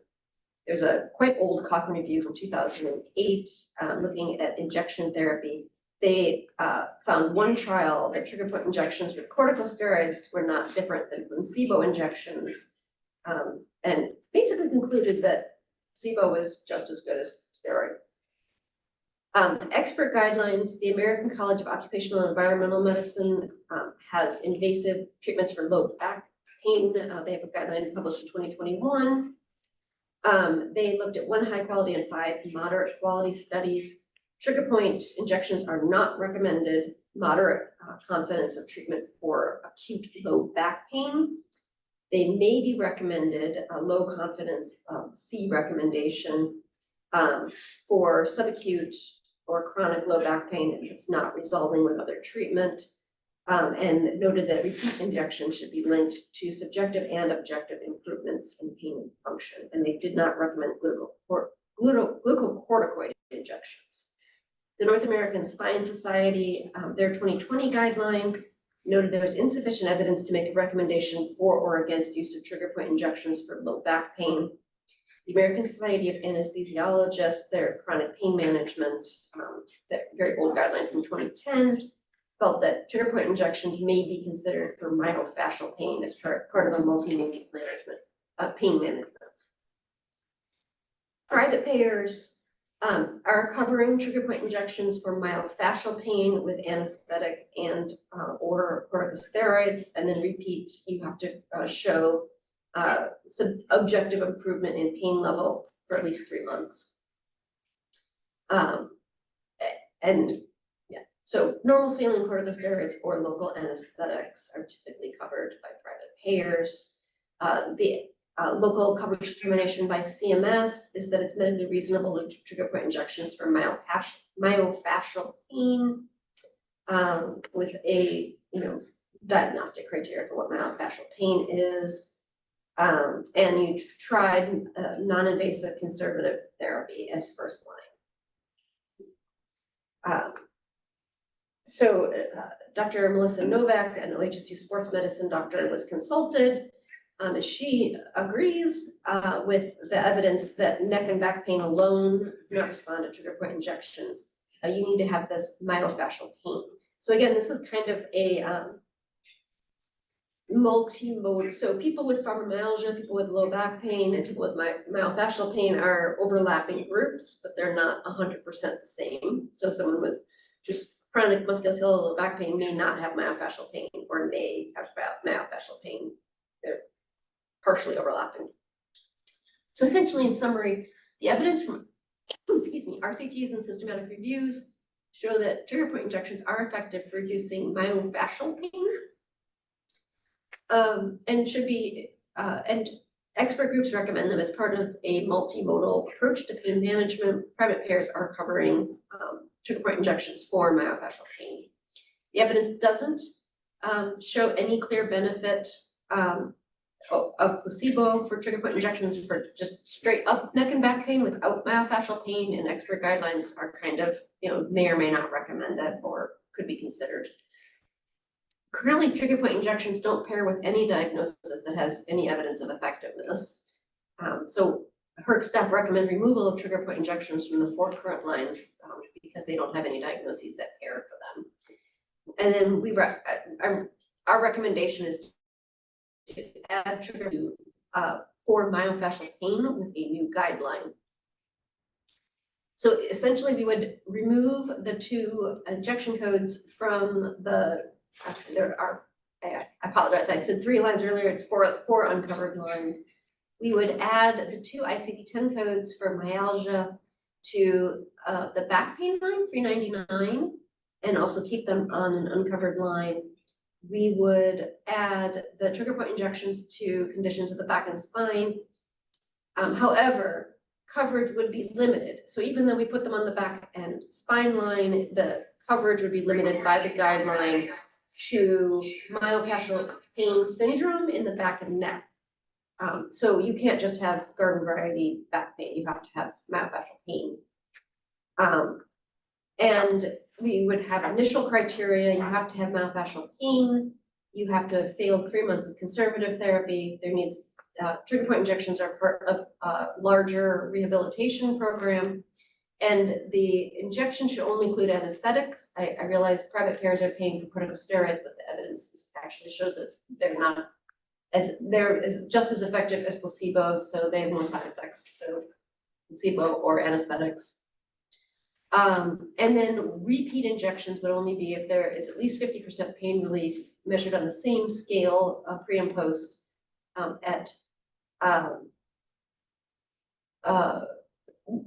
after the injection, and that pain relief lasts at least 6 weeks.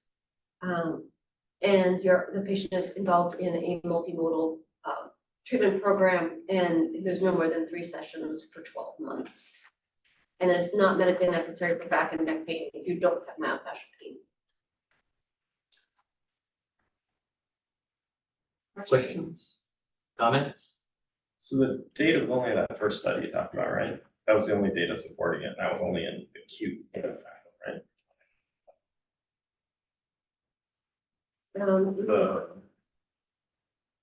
Yeah, it was. The Hansonian? Nosian? Yeah, it was in acute pain. However, all the expert guidelines and private payers are covering it after failure of conservative therapy. So that's my question, if we're looking at it as an evidence-based, the only evidence says it isn't great, there's some questions with a bunch of those studies, and it's only in acute. But I don't really see where the switch came, besides lots of people say that and cover it, I didn't kind of see where that switch is, how we even ended up there, the evidence says it might help in acute. Right,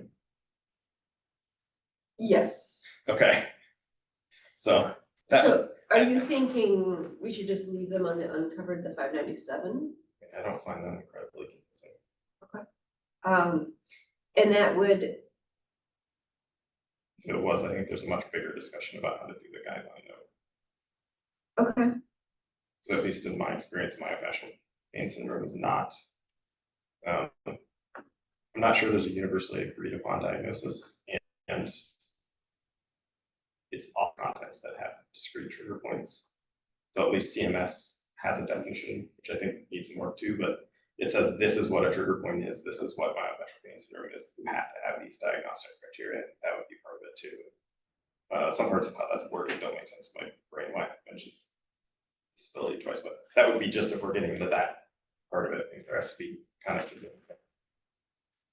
okay. So what you're suggesting is we pair the codes on line 597 only. Yeah, I mean, I'm definitely open to a discussion, but if we're just talking evidence-based, if anything, it's acute. I think that's even questionable.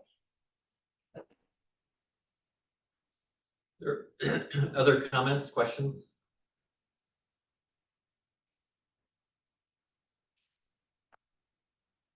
I mean, I think there is an argument for it in terms of multimodal, we don't have great pain interventions, all that. I think we can have that discussion, but in terms of straight evidence, I'm not sure it's supported. So do you wanna then put forth a? I don't want to start a motion? discussion, see what other people think, Yeah. but that's, I mean, that's what my starting point is. So, I'm not so your totally proposal convinced. would be, we will add the CPT codes and the ICD-10 code to line 597 only, and then the guideline is written. Man, I wasn't really suggesting anything, I was saying, let's talk about it.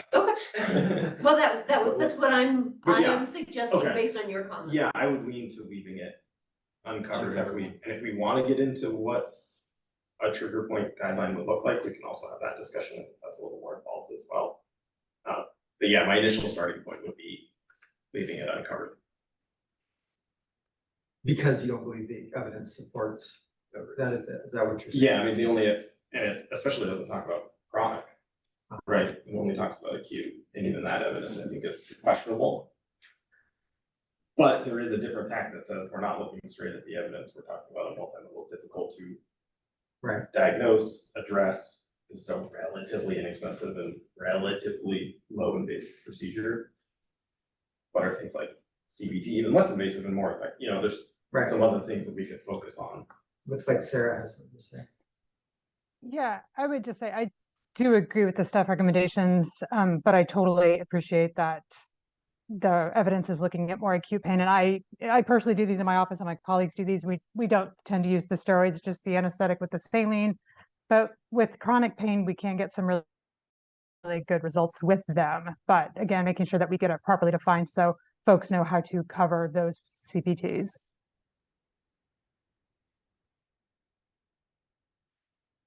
Thank you. Other comments, questions?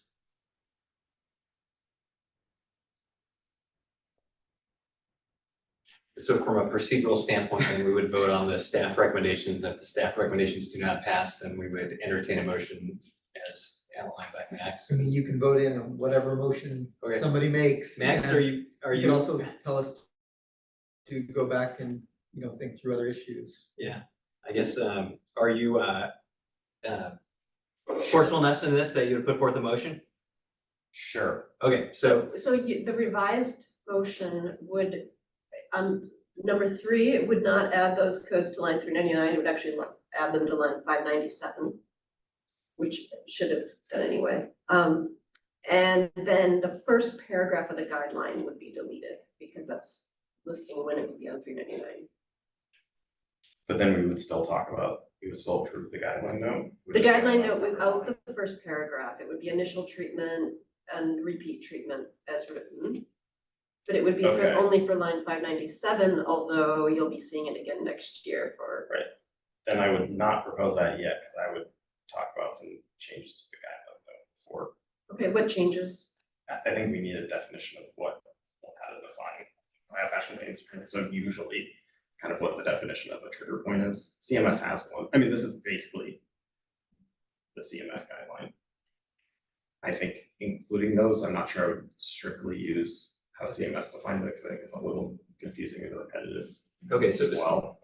I think it would so be at this work. point, we would then table the Yeah, discussion it'd be and bring it work, back yeah. in November based upon the recommendations that you're. Yeah, it'd be work. And I think the second part of it where it says you have to have, what, 50% pain improvement on a pain or disability scale, then you also have to have an objective change on disability scale. That seems, so number one, talks about you have to have the improvement, and then number three requires you to have a functional one. That just confuses me why you're even talking about disability in number one. You Okay, require a specific thing in number three. so I it think sounds that's straight like, out of CMS too, if I remember right. sounds like I need to work on this and perhaps once I redraft it, I'll send it to the medical director test group for fine tooth combing. Yeah, that would be if we were going to use it. And I think no matter what, if we're doing it or not, I think we need to put a little more clear guide rails on that, especially if we're going to not fund it and fund it, we really need to rely on that for medical assessment. Any members who are online, have any opposition to bringing this back in November?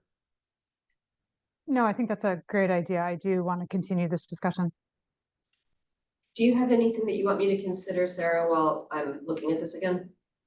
Yeah, let me reach out to a couple of my colleagues and I will get back with you on that. Thank you. Okay, So we don't need to vote. right, you don't need to Okay, vote all on right, that. thanks. Okay, we've been going for a little over 2 hours. Do people want to take a break or do we want to power through? We have 3 more, which would be DBS, calcium pyrophosphate deficiency, and anterior segment aqueous drainage device. And I think we should take a break. I think we should too. Okay, so we're gonna take a 10-minute break. Does that sound reasonable? So come back at, why don't we do an even number? So 10:20.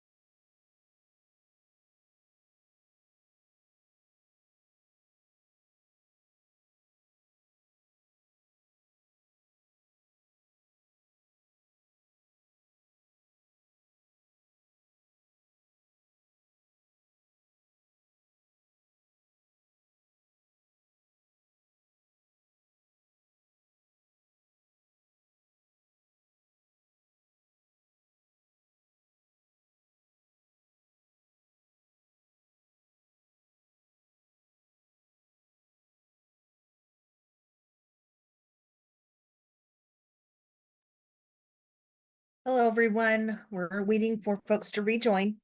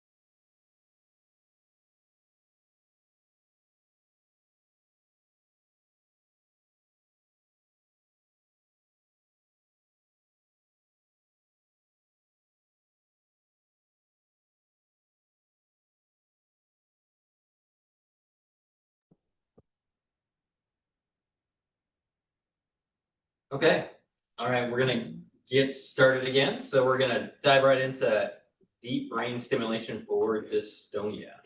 And Daphne, what page is that on? You're muted. 314. Great, thanks. Thank you. So, the question about Sorry, I whether was we getting should cover deep brain stimulation for dystonia comes to us from, multiple, neurosurgeons, at Providence and OHSU and Oregon Clinic. There was one public comment received, the commenter agreed with staff recommendations, so there was no change. So dystonia is a involuntary muscle contraction that can cause twisting, repetitive movements, abnormal posture. It can actually cause significant disability depending on what part of the body and how severe. Treatment of dystonia is you can do some medications, muscle relaxers. Botulinum toxin is actually sort of first line therapy to sort of paralyze the muscle that's having the abnormal movement. But there's a group of patients who don't respond or have limited response to all of the other therapies that we have to offer. In those cases, deep brain stimulation, which is where a procedure where there's a neurosurgical procedure where they put a electrode into the part of the brain that is causing the dystonia to try to stop it from occurring. And it can result in improved functionality and quality of life. So we have been reviewing deep brain stimulation. I'm sure if the words sound familiar, it's because we've been talking about this quite a bit. We reviewed it in May 2024 for essential tremor, and we added coverage at that time. It was part of a coverage guidance in 2021 for refractory seizures, which we covered for, and we reviewed it years ago for Parkinson's disease. We covered it for that. So there's currently several guidelines. We have a guideline for Parkinson's, refractory epilepsy, and then essential tremor. And what was in your materials was the guideline didn't have a number, it now is on the prioritized list as of October 1st, as of last week. So there was a systematic review in 2024 for deep brain stimulation for quality of life outcomes for dystonia. There were 14 articles with 156 patients. They used the SF-36 scale and found an improvement which was statistical but didn't meet the mean clinically important difference. They did note that both the physical and mental domains of the SF-36 improved. And then there was a systematic review and meta-analysis in 2021 of pharmacologic and neurosurgical interventions for dystonia in patients with cerebral palsy. They found 4 RCTs and 34 uncontrolled case series and 8 retrospective studies. 19 of the studies included deep brain stimulation. They had very low certainty of evidence that deep brain stimulation improves dystonia, goal achievement, motor function, pain, and quality of life, and very low certainty of evidence that it increases adverse events compared to other therapies.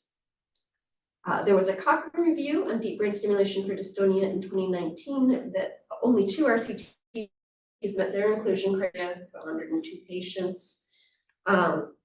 They had focalized, segmental, or generalized dystonia. Low quality evidence suggests that deep brain stimulation improves cervical dystonia related symptoms and quality of life and mood at 3 months. Low quality evidence suggests that in cervical dystonia, it improves overall clinical status. They were uncertain whether DBS improves quality of life in cervical dystonia. Low quality evidence suggests that DBS may improve generalized or segmental dystonia related symptoms.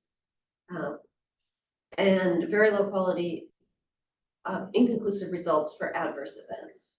So their conclusions were that DBS may reduce symptom severity and improve functional capacity for cervical segmental or generalized moderate to severe dystonia, low quality evidence, and may improve quality of life, again, low quality evidence. And the evidence for quality of life in cervical dystonia or the neck type muscles is very low quality evidence. They're uncertain about safety and tolerability. And can draw no conclusions for other populations, specifically children and adolescents and adults with other types of dystonia. NICE did an evidence review of deep brain stimulation for dystonia 10 years ago. They found 3 studies, basically case series, essentially, of small case series that showed some effectiveness. There was some submitted literature from our neurosurgical colleagues. There was a review from 2021. Excuse me, Ariel. Dr. Sanger, are you on? I'm getting mixed Yes. messages from Zoom. Yes, I'm here. Wonderful, wonderful. Just wanted to I'm make here. sure. Go ahead, Ariel. No I'm problem. sure we have quorum here. So in the submitted literature, there was a review from 2021 of 103 articles that concluded favorable outcomes on efficacy, quality of life, and safety. There was a study from 2011 in children looking at inclusion and exclusion criteria, and they noted that major psychiatric disorders was a exclusion criteria in most studies, as well as dementias.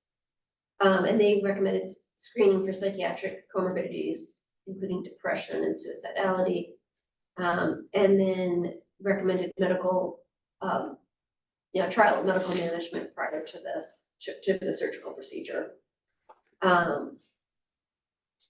Expert guidelines, the European Federation of Neurological Societies, it's a guideline from 2011. They consider DBS to be a good option for primary generalized or segmental dystonia after both botulinum toxin has not provided adequate relief, level A recommendation, and should be considered for cervical dystonia after other therapies have not been adequate, level B recommendation. The secondary dystonia is tardive dyskinesia, level C. Other payers are paying for deep brain stimulation for dystonia. Our expert input came from several different practicing neurosurgeons in Oregon, and noted that the FDA has approved DBS for dystonia, although it is a humanitarian device exemption. They feel that it has positive and often dramatic results for patients. And they requested that we add coverage. They feel it was effective and can improve quality of life, essentially. It sounded like there was a question from a committee member. Sorry to interrupt. Was somebody trying to speak up? We didn't hear anyone. Was anyone online have any questions? Dr. Sanger, Dr. Langer, I must have just been hearing feedback. Sorry, everyone. No Okay. problem. Thanks for checking. So in summary, there's low to very low certainty evidence that supports the use of DBS in both generalized and localized dystonia that don't respond to conservative therapies for improving symptoms, motor function, pain, and quality of life. All private payers are covering DBS for dystonia in addition to the other indications that we currently cover, the essential tremor for refractory epilepsy and Parkinson's disease. One of our trusted evidence-based sources, NICE, recommends coverage. one expert international guideline recommended coverage as well. And all of our local experts recommended coverage. So HERC staff recommend adding coverage for DBS for dystonia with a guideline. Because this would be our fourth guideline, we recommend combining all of these guidelines into a single master DBS guideline.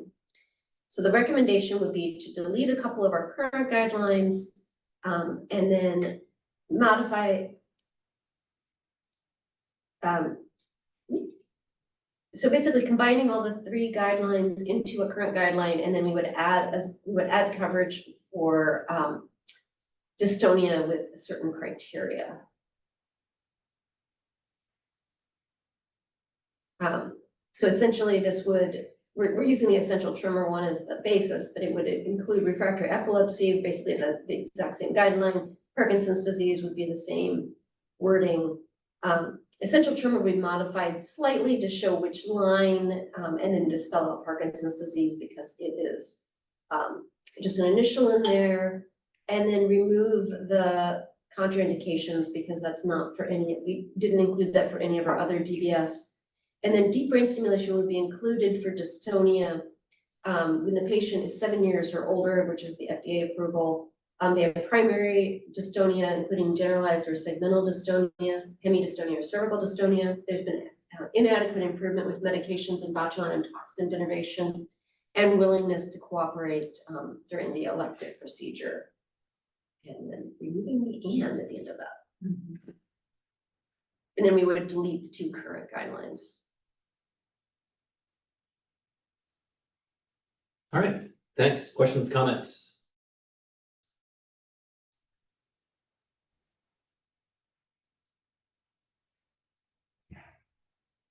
And then as a friendly amendment, we would also add the all of the CPT codes to the line 359, the dystonia line. That didn't make it into the staff recommendation. I apologize. Okay. Anyone? If not, I would entertain a motion to approve the staff guidelines as discussed. Motion to approve. All right, is there anyone second? Second. Okay, thanks. All right, so all in favor say aye and vote in the chat. Aye.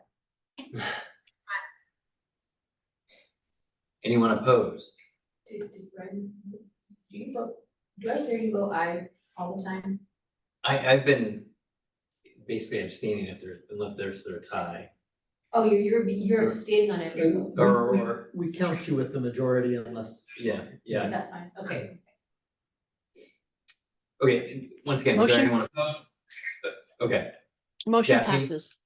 okay, great. Wonderful. All right, thanks. So now we're gonna move on to calcium pyrophosphate deficiency. Page 339.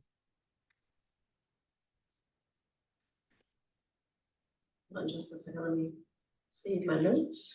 So I don't see a vote from Lucy Langer. Lucy, are you able to hear? Are you able to be? I see a vote from Lucy Langer. You see it? I Oh, missed it. it's directly to me. Got it. Okay.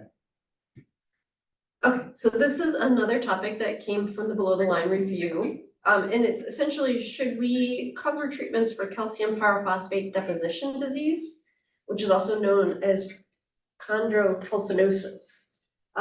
So currently, I'm going to call it CPPD because it's so much easier to say, is on the same line as hydroxyapatite deposition, but they're actually very different diseases. So CPPD is what used to be called pseudogout. It is caused by joints crystallizing, crystals forming in the joints.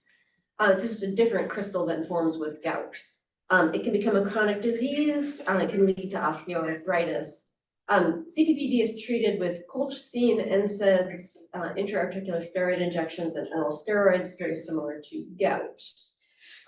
It's a pretty common condition as well. There is a familial form of the disease that is a more serious form, but it has the same treatments. In contrast, calcium apatite deposition disease and hydroxy is, or calcific tendinitis is a disease where you get calcium deposits around your tendons and connective tissues. It's usually something that you see incidentally on a radiograph in a patient that's not symptomatic. In fact, 40% of x-rays of middle-aged people will show this. And when people are symptomatic, the symptoms can cause minor pain to severe pain. It's very, very variable, and there's no standard treatment for the condition. This was last discussed in 2012. And looking at the evidence, CPVD disease, there's reviews. There is noted to be a paucity of randomized controlled trials, but that's because there's kind of a standard therapy with sort of gout type medications. And there was one non-randomized trial found that intra-articular steroids in hospitalized patients had a quicker relief of pain compared to oral steroids. And there was another review from 2016 that looked at various treatments. Again, the evidence base is not robust, but this is kind of a standard treatment and probably won't be studied much. Calcium appetite deposition disease, in contrast, the reviews of that basically say there's no standardized treatment. Expert guidelines, the European guideline from 2011 is an expert consensus, and they recommend various things, NSAIDs, colchicine, steroids, etc. There are no guidelines on calcium appetite deposition disease that I could find. I didn't find any private payer policies on either of these conditions. So in summary, calcium pyrophosphate deposition disease, also known as chondrocalcinosis, it's treated similar to gout. When it progresses to osteoarthritis, it's treated like we would just standard osteoarthritis. First line therapy are various medications as well as intra-articular steroid injections. We reviewed this way back in 2012. The rheumatology group actually recommended prioritizing this similar to osteoarthritis, although that change wasn't made at that time. In contrast, hydroxyapatite deposition disease doesn't have any standard treatment and mostly requires no treatment. So the staff recommendation is to move the M11.1 family, the familial chondrocalcinosis, and the M11.2 family, the other calcium, basically the M11, a lot of the M11 families to the osteoarthritis line, and remove them from the one of the diseases is on line 651, the other set of diseases are on this line 490. Change the name to line for line 490 to just hydroxyapatite deposition disease. Okay, questions, comments?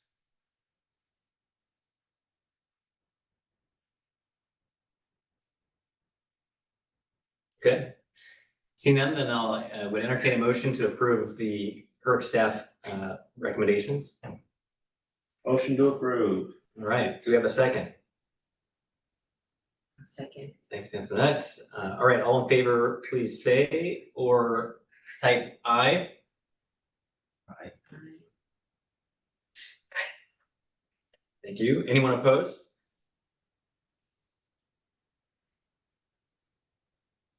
Motion passes. All right, moving on to another tongue twister, anterior segment aqueous drainage device. So this came Page to us from 348. from one 348. of the CCO medical directors. So these aqueous drainage devices are used to treat glaucoma, which is a disease that causes damage to the optic nerve because of high pressures inside the eye. Glaucoma is one of the leading causes of blindness in the world. So these devices are a broad class of tools. They help to drain the fluid and therefore drain the fluid from part of the eye to bring down the pressure. They have valves, they have no valves, there are all kinds of devices.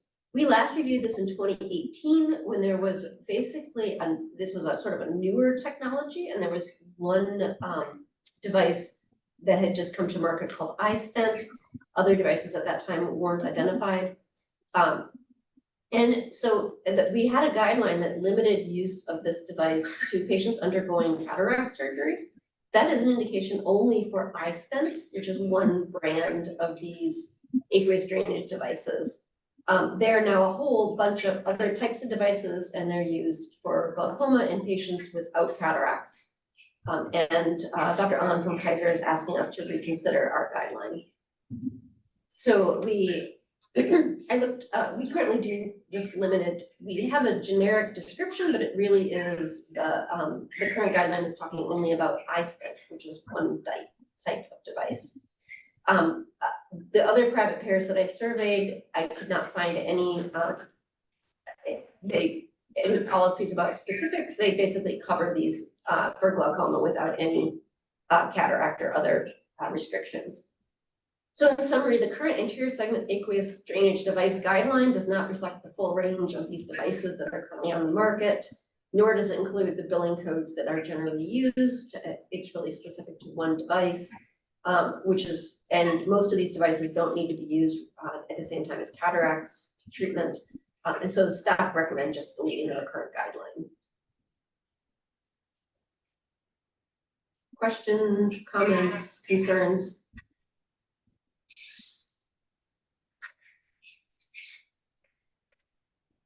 All right, then would entertain a motion to approve the staff recommendations. Motion to approve.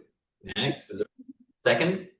I will second it. Jeanette, thank you. All in favor to approve the staff recommendations, please say aye or vote in the chat. Anyone opposed? Say nay. Motion passes. Thank you.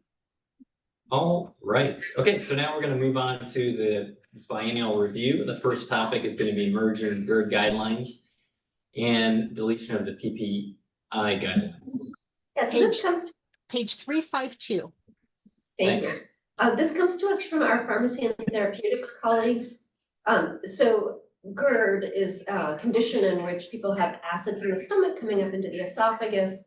It's treated with a variety of things. One of the treatments is proton pump inhibitors or PPIs. We have a PPI guideline. And PNT is asking us to delete our guideline, mainly because the indications for long-term PPI use are rapidly expanding to as other conditions, and they feel that they can keep up their PA criteria in a more timely fashion than we can actually address things in our guideline note. And moving forward into the new benefit updates project, there's going to be more separation between PERC and PNT in terms of medications. So currently GERD is on line 377, which is which has a guideline for long-term PPI use. It's also on line 506.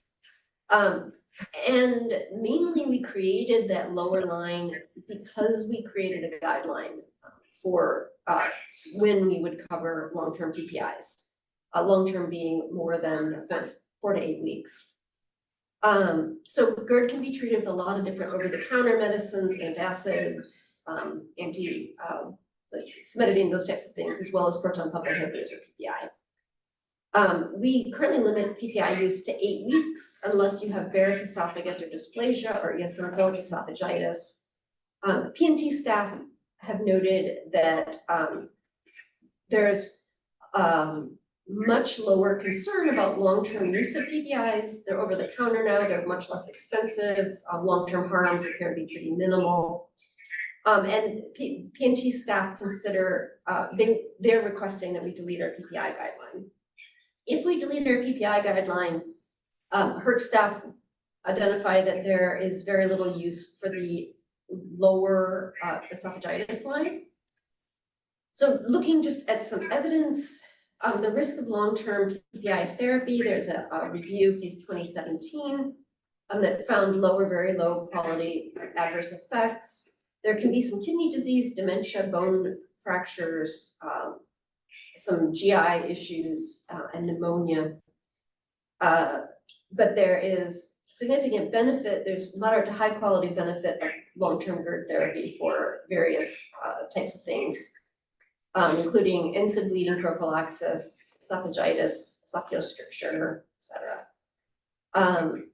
this recommendation is that, it's much broader than our current guideline for long-term folks who have uncomplicated GERD that don't have response to other medications.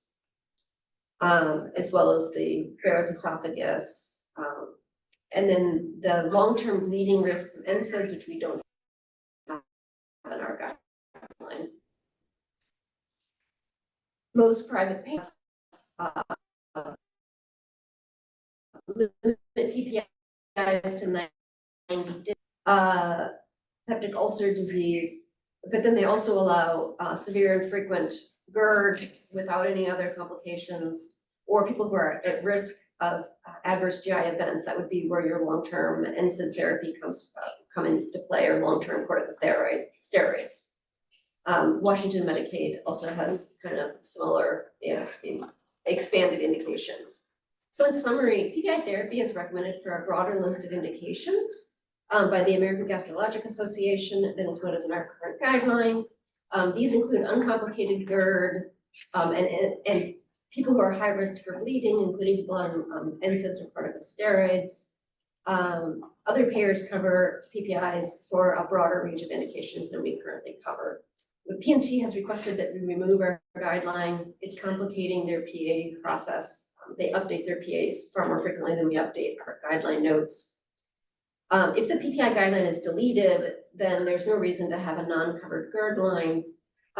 So HERC staff recommend merger of the lower GERD line back into the upper GERD biennial review. And then also staff noted that there are GI bleeding codes on the current line that actually need to be on the GI bleeding line. And then on the lower line is diaphragmatic hernia, which is where the stomach kind of comes through the diaphragm into the chest. The repair of that only is on uncomplicated hernias. So the staff recommendation is to just delete line 506, and this would be effective in January. We would just strike it through, delete guideline note 144. And then there would be a movement of ICD-10 codes as shown in the table below. And then we would rename line 377 to just include GERD.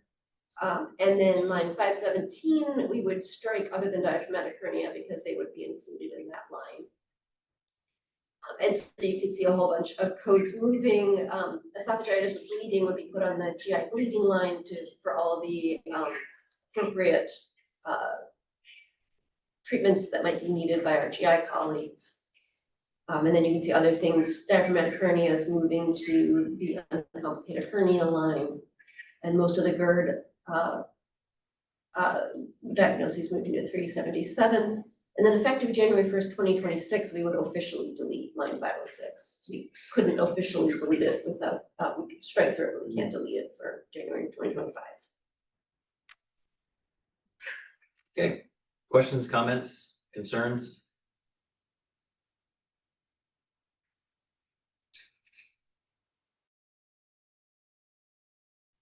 All right, Lucy Langer motions to approve. okay, great, thank you. Is there a second? Second. Oh, change, okay. All right, all in favor, please say aye or type that in the chat. Anyone opposed? Motion passes. Wonderful, thanks Daphne. All right, so the next topic is anal fissures. This is another staff generated. That's page 398. Thank you. So anal fissures are small tears in the skin that lines the anus. There are acute, which typically is from a very hard stool. They're typically just treated with conservative measures, increased fibers, fats, etc. And then there are longer term ones that can cause persistent pain and bleeding, and that are associated with long-term constipation or diarrhea. This topic actually comes to you from staff as part of our below the line review because acute and chronic anal fissures are both below the current funding line. So chronic anal fissures are present for more than 6 weeks. They actually are a little bit different than, in their pathophysiology. So the acute anal fissures are usually caused by, anal trauma, from a hard stool or even from vaginal delivery, other anal trauma, et cetera. Chronic anal fissures tend to arise from underlying hypertonicity or more muscle tightness in the internal anal sphincter, leads to local ischemia or lack of blood flow. So there's basically impaired wound healing, kind of a chronic wound in the rectal or anal area. You can treat these conservatively. You can also do Botox injections, and in severe cases, you can do surgery. And again, as part of our below the line review, HERC staff identified this as an area that is likely to need reprioritization. Anal fissures have not been discussed since 1995. At that point, the Health Services Commission, which is the precursor of this group, felt they should be prioritized with bleeding hemorrhoids. A guideline was written with the help of a surgeon, talking about the treatments, but that never appeared to have gone anywhere. They were again discussed in 2005. At that time, acute and chronic anal fissures used the same ICD-9 diagnosis code. There was a request for coverage at that time for chronic anal fissures, but not acute, since they're being treated anyway. At that time, anal fissure guideline, there was an anal fissure guideline, and it was clarified to apply only to the chronic anal fissures. This was again reviewed in 2012 as part of the ICD-10 conversion. The colorectal surgeons recommended covering anal fissures. They note that the vast majority self-resolve. There's many effective over-the-counter treatments, but when non-healing, surgical treatment is very effective. For many years, anal fistula and anal fissure were prioritized on the same line, which was below the funding line. So in 2012, they split those lines, and it resulted in the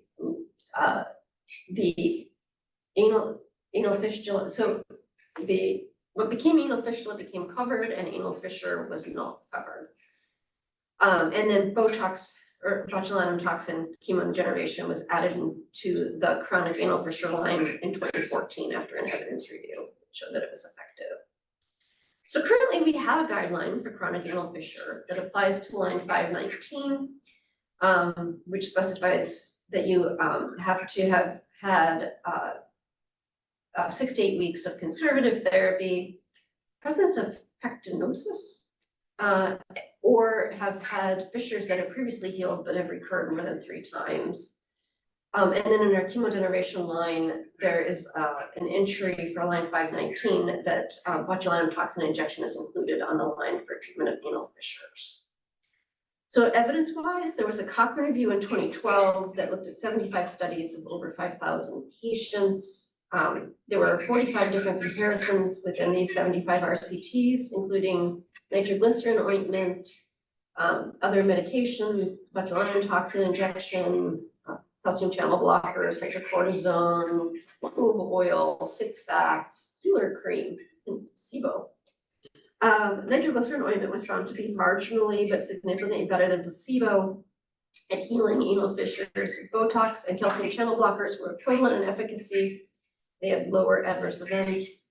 And their conclusion was that medical therapy for chronic anal fissure should consist of topical glycerin nitrate, botulinum toxin injection, and topical calcium channel blockers for acute and chronic anal fissures. In children, the evidence shows that it's marginally better than placebo. In chronic fissure in adults, all medical therapies were far less effective than surgery. And then they had a surgical review in 2011. Cochrane had a surgical review for anal fissure with 31 trials of 2,000 patients, 13 different procedures, and showed that the procedures were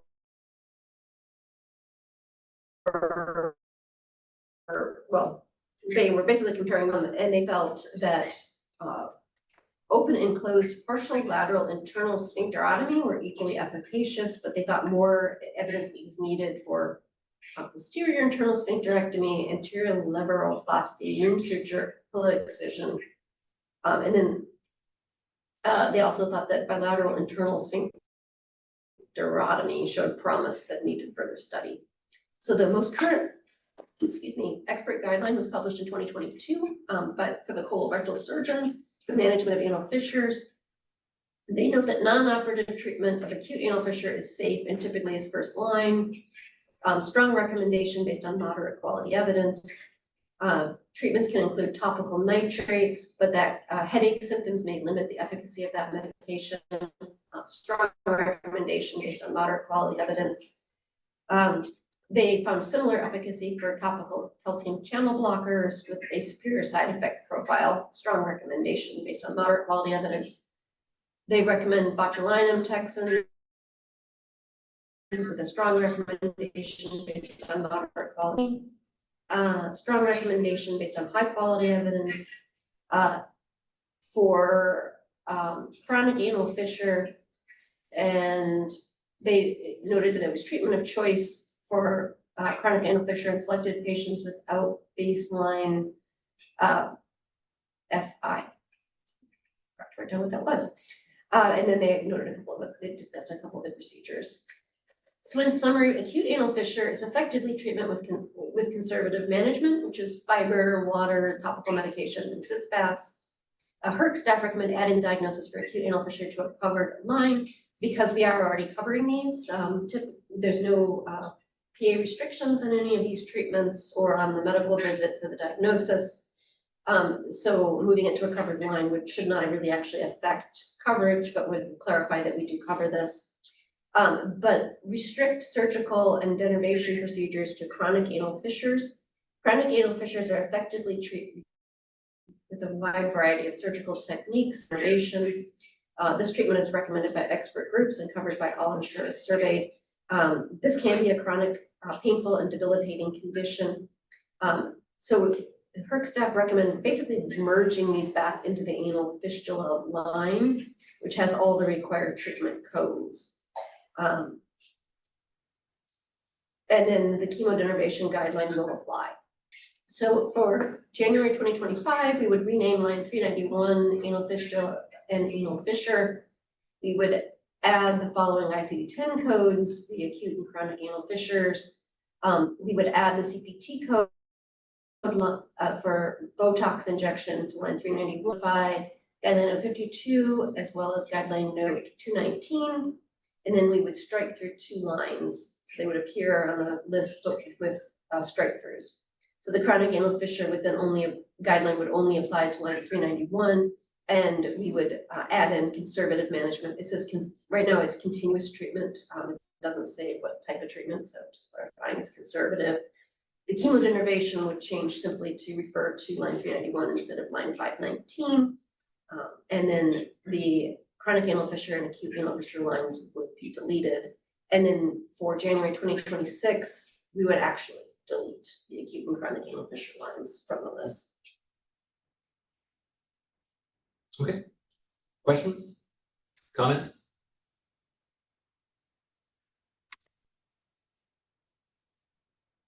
All right. Entertain a motion to approve the staff recommendation. And you're whittling down on the work you have to do for the conversion if you're covering a lot more of these, if some of these lines get stricken.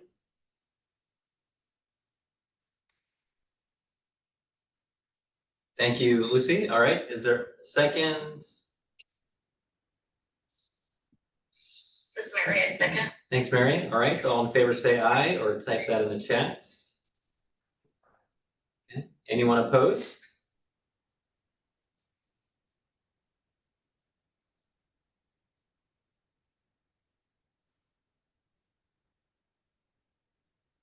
Well, it looks like it passes, but I haven't seen a vote from Dr. Sanger.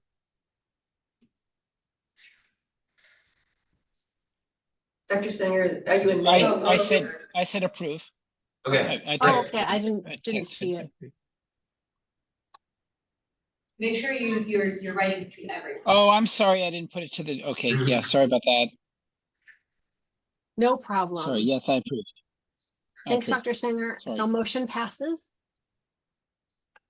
Great. Great. We're going on to cerumen impaction. This one, this one and the next couple are also things that came from the benefit Excuse me, update Ariel, that's project. page So Sperm- 413. 413. I'm sorry, Daphne, you were kind of going in and out, what line? Oh, I'm sorry, my Okay. internet is being so 413? funny. 413. All right, so cerumen is the commonly called earwax. It's the stuff in the ear canal. It helps to protect the ear canal. It can build up and then completely fill the auditory canal, in which case it can cause hearing loss as well as pain. Cerumen can build up, and as long as it doesn't completely block the ear canal, it's typically asymptomatic. It's typically removed if the patient becomes symptomatic with hearing loss, ear fullness, ear pain, etc. Occasionally it needs to be removed because of need to see the tympanic membrane and it's blocked by the cerumen, so you'll remove the cerumen so that you can get a better ear exam. And there are multiple different methods. There are eardrops that dissolve the cerumen. There's irrigation with water, as well as manual removal, which is done with different devices that pull it out of the ear. Currently, ear lavage is on multiple covered lines with the intent that it's covered for hearing loss and for other symptoms. This is a procedure that's very commonly done. It's done in the office. It's low cost. And it is, like I said, it's on multiple covered lines, but as you'll find out, it actually isn't correctly on any line. So this has been discussed in 2005. It was felt that it should be a covered condition. At that time, the decision was made to add ear lavage to the hearing loss line, only for when it causes hearing loss. It was discussed again in 2012. And it was added to lines with otitis media because ENTs were saying that they needed it to fully be able to diagnose what was going on with the ear. And then it was in 2020, it was added to the foreign bodies of the ear, which was felt to be, we reprioritized foreign bodies in the ear and nose. It was felt to be similar to cerumen impaction, even though, as you'll find out, cerumen impaction just for itself is currently not covered. So currently, the impacted cerumen is on line 492, called cerumen impaction. But the lavage procedures are on hearing loss, acute otitis media, non-malignant otitis externa, and then open wound of eardrum and cerumen infection. So it's on 6 lines. And then we've never reviewed the HCPCS code. Looking for some evidence. It's just a standard of care, and I found a review that basically talked about the different types of ways you can remove it. The American Academy of Otolaryngology Head and Neck Surgery has a clinical practice guideline for cerumen impaction, and they recommend it for if you can't adequately examine the tympanic membrane, and you should refer patients for appropriate intervention by an ENT if you can't kind of do removal in the office. You can use the cerumen-lytic agents. You can irrigate. You can instrument, basically. And then CMS has been very clear that you can only bill for the 3 codes, the 2 CPTs and the HCPCS. You must pair it with cerumen impaction. So cerumen impaction currently is intended for coverage in multiple situations on a prioritized list. However, the actual pairing of what CMS requires, which is what most payers then would follow, we don't actually pair that on a covered line. So we are probably paying for this. It's a really common procedure. And we're requiring people to do non-standard pairings, such as hearing loss, to get the procedure covered if you follow the current letter of the prioritized list. So the step recommendation is to fix that. Effective January 1st, we would add to the foreign body in the ear and nose, we would add all of the impacted cerumen codes, the H61.2 family. We would change the name of that line to include cerumen impaction. We would add the two CPT codes to that line, as well as the HICPIC codes. We would remove the sermon impaction from all of the current lines that it's on, other than the foreign body line, and then strike through the unfunded sermon impaction line. And then for January 1st, 2026, we would just delete the sermon impaction line. Essentially, we're coming into line with standard coding procedures.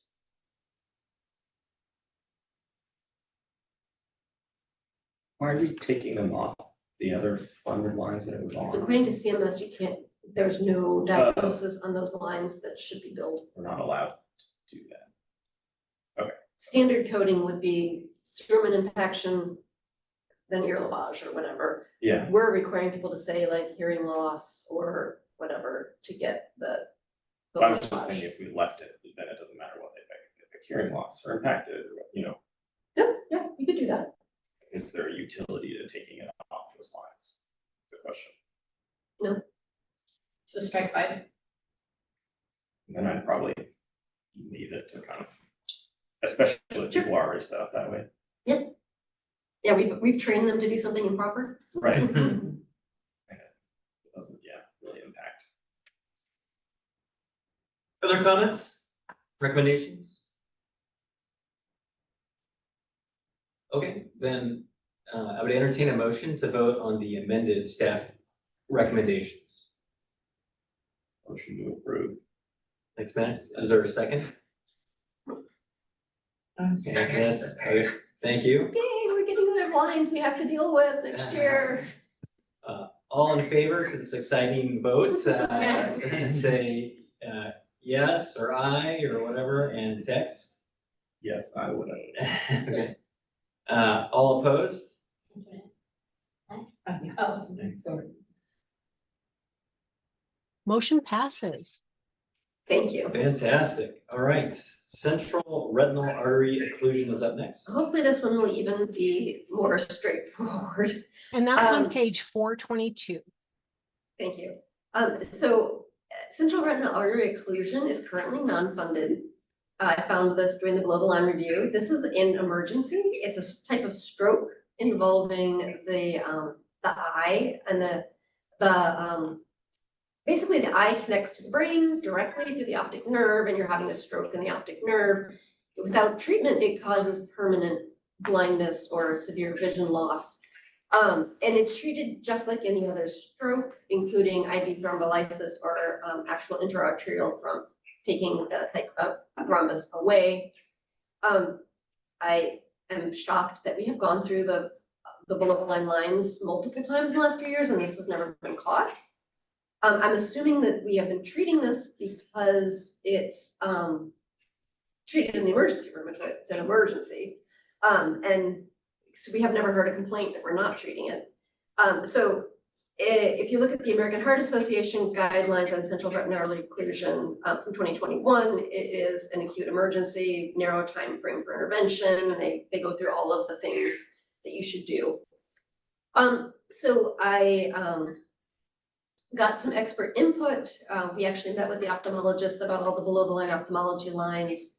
And they recommended, so I had proposed moving this to the stroke line, and the ophthalmologists recommended adding a couple of specific ophthalmology codes that they might use if they were evaluating patients with this type of diagnosis. So in summary, this is an emergency. It's considered a type of stroke. The diagnosis should be moved to the acute stroke line so that it would pair with all of the interventions that we do for other types of strokes. And then we would add several CPT codes for ophthalmologic services to the stroke line, and then we would strike line 640 for January of 2025, and then January 2026, we would delete that line. Any discussion?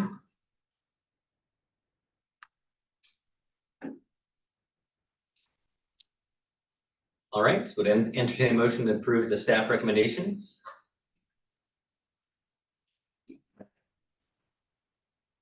Motion to approve. All right, are there a second? Is there a second? Second. Thank you, everyone. All right, all in favor, say aye, yes. Whatever affirmation you would like. All opposed? Motion passes. Fantastic. All right, the last item on the biennial review is our thrombophilias. And that's page 428. This is another below the line review topic. Thrombophilias are disorders that make it more likely that you'll have a blood clot. They're usually treated with medications. My old fashioned training would be Coumadin, warfarin. Now it's all the oral anticoagulants, the DOACs. So many of these conditions don't need treatment unless they result in a blood clot, like a deep vein thrombosis or a pulmonary embolism.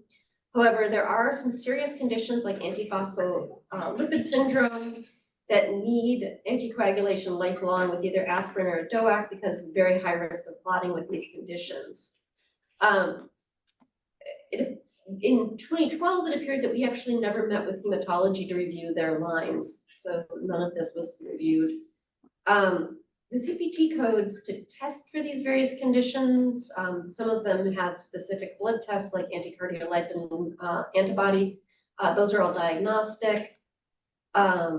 We have some, the CPT codes that are diagnostic are have entries in the non-prenatal genetic testing for the specific genetic disorders that cause some of these. The American Society of Hematology has 2023 guidelines for when you should test for these types of disorders. And there are multiple scenarios in which they do suggest testing, all have very low certainty of evidence. If you are concerned about thrombophilia, you would test for factor V Leiden, prothrombin gene mutation, protein C, protein S mutations, antiphospholipid syndrome, and lupus anticoagulant. And they're typically done as a panel. I reached out to Dr. DeLaury, who is a hematologist at OHSU. He was strongly in favor that we add coverage for these conditions because of the high risk of clots and that they are, we have effective treatments for these. So in summary, we have diagnoses on line 576 that are currently similar to conditions that we have on line 109, which is coagulation defects. These types of things can be treated with DOACs, warfarin, aspirin. According to our PMT colleagues, currently have PA criteria.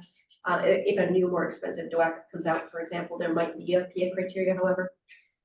So we don't think there's going to be any cost or coverage change by moving this, but it simply kind of just show that these conditions are important and need treatment. So we would add this D68 6 diagnoses to line 109, coagulation defects, change the name of that line to coagulation defects and thrombophilias, strike through the thrombotic disorder line for January 1st, 2025, and delete the line for January 2026. Questions, comments?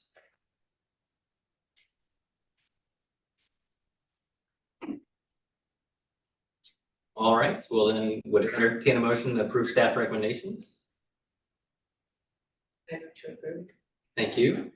Is there a second? Yes, thank you, Lucy. All in favor, please say aye. Aye. All opposed?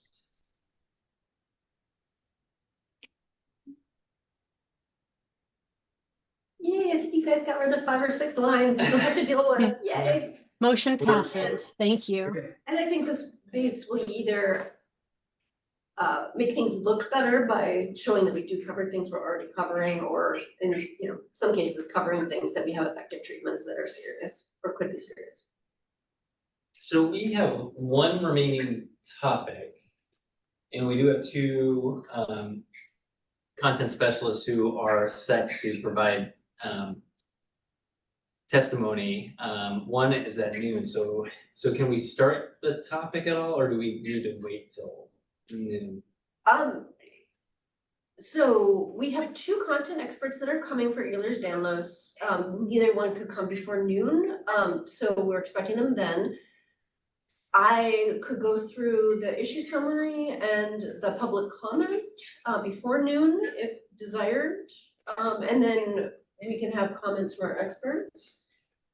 I don't think it's gonna take me 45 minutes to get through that, so probably what we'll do is we can go through this issue summary and the PCD, and then answer any questions, have a preliminary discussion, take a break. Then hear any input from our experts when they arrive at noon, and then we'll have a final discussion and vote. Does that sound? Do you prefer to do that or do it all at once? Well, I ultimately leave it to the group. I mean, I somewhat prefer that just because I'm not gonna be here for the And then we'll for the have a longer afternoon, and so, lunch. and I'm on call, and it gets me back to being on call sooner, so my Okay. colleague doesn't have to take call longer than me. Yeah, and I can never predict anything, but I feel like we've come to a pretty good spot with this, so I don't know if there's gonna be a lot of controversy. There's probably gonna be one point of discussion with the experts that I can anticipate. But I think we can get a lot of it out of the way, and then we can, questions that I can't answer or points that we know that they might bring up, we can save and discuss with the experts. Does that sound like a reasonable plan? Does anyone object? You've met with them before, this is public, so they could have seen your presentation before, so they're relatively upfront about our conversation. I've met with Dr. Guggenheim, I have not met with Dr. Sosa. But they have, I believe, seen the materials. Okay, just sometimes it's helpful, I've noticed in the past when they kind of know where that discussion starts. Yeah. Okay. Yeah, and I can do a very quick review of kind of what we went through and outstanding questions when they come. Yeah. So Ehlers-Danlos, That's page 434. so this topic came to us from multiple patients, caregivers, and family members. Ehlers-Danlos is currently on a non-covered line. I'm going to refer to this as EDS, it's Ehlers-Danlos. There's also a wide range of associated conditions that are very similar, but now that we're starting to get genetic markers, they're finding genetic subsets and kind of splitting out different groups.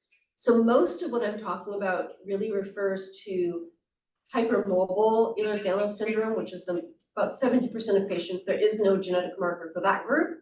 There are others that have more cardiovascular effects or more other things that have genetic markers, but they're actually kind of starting to be called other names. But they're all in the same syndrome.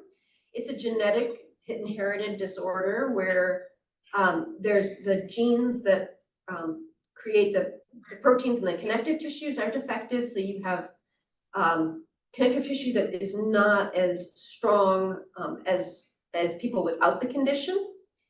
As I mentioned, there are several subtypes that now have genetic markers. We're mainly going to be talking about hypermobile EDS that doesn't have a genetic marker.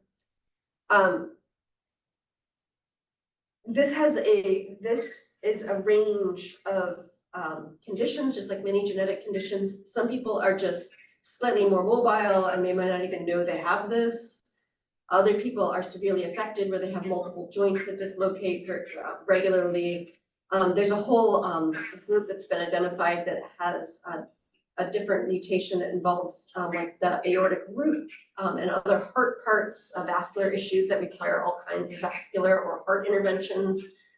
So it's a broad range from people who have almost no symptoms to people who are severely disabled with multiple joint dislocations and other downstream effects. There were no criteria that were really sort of identified as standard, a way to diagnose Ehlers-Danlos syndrome before 2017, when there was an international expert panel that got together and came up with criteria. Their criteria is pretty specific about various physical findings that you could have, like a finger that goes back to a certain level, being able to, from standing straight, be able to put your palms on the ground when you're leaning over, that type of thing. And they, anyway, they have a set of criteria. The current evidence-based literature for interventions for EDS is limited in size and quality. It's pretty, very, and there is no sort of standardized clinical decision-making at this point about, standardized sort of treatment protocols. And the only treatment guideline, which is this expert guideline, was expert-based, didn't have a lot of evidence supporting its recommendations. What we do know is that if you have confirmed EDS, because of the possible cardiac involvement, these folks need an echocardiogram to look at their aortic root to make sure it's not enlarged, kind of similar to Marfan syndrome. If there is a genetic subtype that's been diagnosed in genetic testing for affected, for other people in the family, to be done. It's generally treated with physical therapy, office visits, and supportive care for things like splints. We were first made aware of patient concerns about this condition at our 2 listening sessions ago, when we had a patient who spoke about her issues getting adequate care for her EDS. And then the last staff listening session, it was basically devoted only to patients with EDS. We heard from multiple patients, as well as their caregivers and family members, about their frustrations with the current system. A lot of issues about providers not understanding or being educated about Ehlers-Danlos syndrome, the need for improved chronic pain care in general, and the lack of care coordination in general. Those are large issues in the medical community. But we also heard specific requests for coverage for physical and occupational therapy, as well as for specific medications such as duloxetine and modafinil, and pain medications from these folks.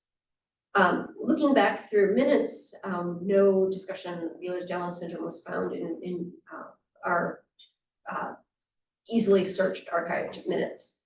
Currently, all of the Ehlers-Danlos types and subtypes are on line 521, deformity of upper body and all limbs. So looking at the evidence, there was a scoping review for physical therapy interventions published in 2023. It involved 28 studies of 630 patients, 6 RCTs, 4 cohort studies, and 9 before and after pre-post studies, 2 case series, and 7 case reports. They looked at different types of physical therapy interventions,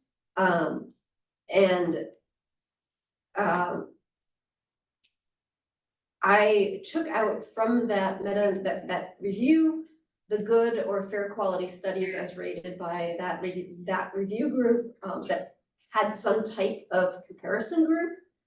And most of these are really small, 12 to 50 patients perhaps, that looked at some type of PT versus usual standard of care. They did find some, depending on the comparison group, there may have been some improved quality of life. If you compare it to like interdisciplinary exercise therapy, there really wasn't an improvement. So basically getting these folks to do some type of exercise can be improved. And then some of them, they just looked at very small, like specific things in specific joint areas. So the conclusions of the authors found that there was evidence supporting the use of therapeutic exercise and motor function training, and weak evidence for using adaptive equipment and for patient education, manual therapy, and functional training. However, most of the studies were case reports from low quality studies. They didn't allow comparisons or provide statistically significant evidence for an intervention that could be implemented across a population. The treatments in the studies were very different, and they're frequently looked at a very specific impairment. So looking at sort of broad treatment of Ehlers-Danlos syndrome with sort of a broad range was hard to be able to come out of that study. There was one RCT in 2019 called the Bendy study, looking at children with symptomatic hypermobility. It had an 8-week individualized multidisciplinary interventional program that included PT and OT to just standard advice and information. There was no significant additional benefit shown in the intervention group in pain coordination or grip strength.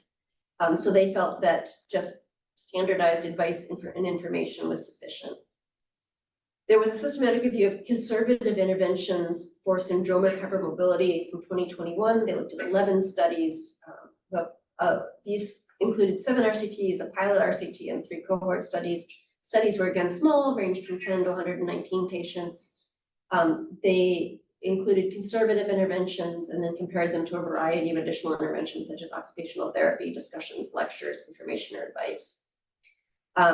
They didn't find a lot of consistent evidence about any interventions compared to no treatments for basically intervention versus controls. And basically found that evidence was inconsistent or absent about the effectiveness of conservative management for the management of syndrome and hypermobility.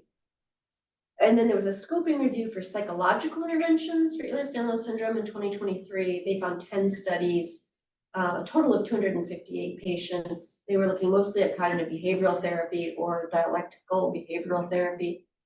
Most included studies showed significant improvement in respective interventions in terms of pain, reduction in destructive behaviors, other outcome measures such as anxiety, depression, and quality of life, but they noted that these results were inconclusive due to lack of high quality research and small sample sizes, lack of reliability and validity, et cetera. And basically they concluded that there was a lack of high quality research and a need for more study on psychological interventions for patients with hypermobility syndromes. And then there was another systematic review for PT for hypermobile EDS in 2021, looking at 6 RCTs of 212 patients. They were very heterogeneous. They noted a very high dropout rate of about 25%. They did find that all studies evaluating pain showed a significant intervention, or a significant improvement in the intervention group versus the controls. The quality of life in the intervention group was only better in the physical domain, and they noted that there was a paucity of randomized controlled trials for physical treatments for hypermobile syndromes. And they concluded that their review suggests a benefit of physiotherapy on proprioception and pain, but highlights the lack of robust randomized controlled trials. Multiple studies were submitted, public comment disposition in a minute. Many of them were website links for general information on VbBS. Several of these were included in the review, and I've gone through them above. Just to call out a couple of the other studies, one study showed comorbid psychiatric conditions for patients with EDS and noted that a very high number of these patients had comorbid anxiety disorder, personality disorders, alcohol and drug misuse, and other types of things. And just as a staff note, anxiety, substance use, and other psychiatric conditions that were found in this have covered interventions with using those diagnoses on the prioritized list. There was a study and review of pain issues in EDS that found that most of these patients have chronic pain, but there's lack of evidence about what evidence-based kind of treatments could effectively be done. There was possibly some evidence that PT could help over time, and no evidence for cognitive behavioral therapy, or they noted that there were some medications that were used as well as oxygen therapy, but didn't note any research on that. And then there was another review on physical therapy from 2017 that found very limited evidence in the literature, and a whole series of other articles, mostly dealing with related conditions such as POTS, postural orthostatic tachycardia syndrome. There was an expert guideline published in 2017 that I mentioned above. That was an expert, international expert panel. They noted that the current evidence-based literature regarding clinical guidelines was limited in size and quality, and there's insufficient expert research exploring clinical features and interventions, and that clinical decision-making therefore would have to be basically reliant on expert opinion. Other payer policies, the only policies I could find was on some of the genetic testing. Most private payers appear to be covering physical therapy for this condition, although specific ICD-10 codes or other things were not mentioned. Staff talked to Dr. Alana Guggenheim, who's one of our experts who will be coming at 12. She is a naturopath at the OHSU Pain Medicine Center. She noted the broad range of sort of phenotypes, things that you can see. She noted that in her patients, she's not having any difficulty accessing physical therapy. She uses the injury or other sequelae as the indication for PT, and these requests are being approved. But she felt that moving Ehlers-Danlos syndrome, quote unquote, above the line would provide better awareness and would for this condition. Staff did some claims data. Most of the things that were being asked for with EDS were things like office visits, PT, OT, a lot of echocardiograms, oxygen therapy, and then osteopathic and chiropractic manipulation, acupuncture, and then DME such as wheelchairs. Before I go into the staff summary, I want to change track just a little bit and go through our disposition of public comments. We received 61 public comments, which is the most we've ever received for a PERC document that was sent out for review. Every commenter recommended that we move this diagnosis code above the line. There were a lot of consistent themes in what people brought out. Many people felt that they were had their condition minimized because it wasn't considered a covered condition. And their requests generally were for better provider education and understanding of EDS, better care coordination, better pain medication, and pain control. They also were requesting physical therapy and occupational therapy, as well as chiropractic and osteopathic care and durable medical equipment, as well as certain medications. There was also a lot of input about the disability and impact that this condition was having on either the patient or their loved one, or if they were a caregiver, the person they were caring for's life. What they were responding to was the initial staff recommendation, which had two options. One option was to continue non-coverage. The other option was to move to a dysfunction line where it would pair with physical therapy. Based on the consistent patient, caregiver, and provider input that EDS should be a covered diagnosis to improve access to care, HERC staff changed the staff recommendation. We no longer have options. We have one option, which is to move EDS to a covered line.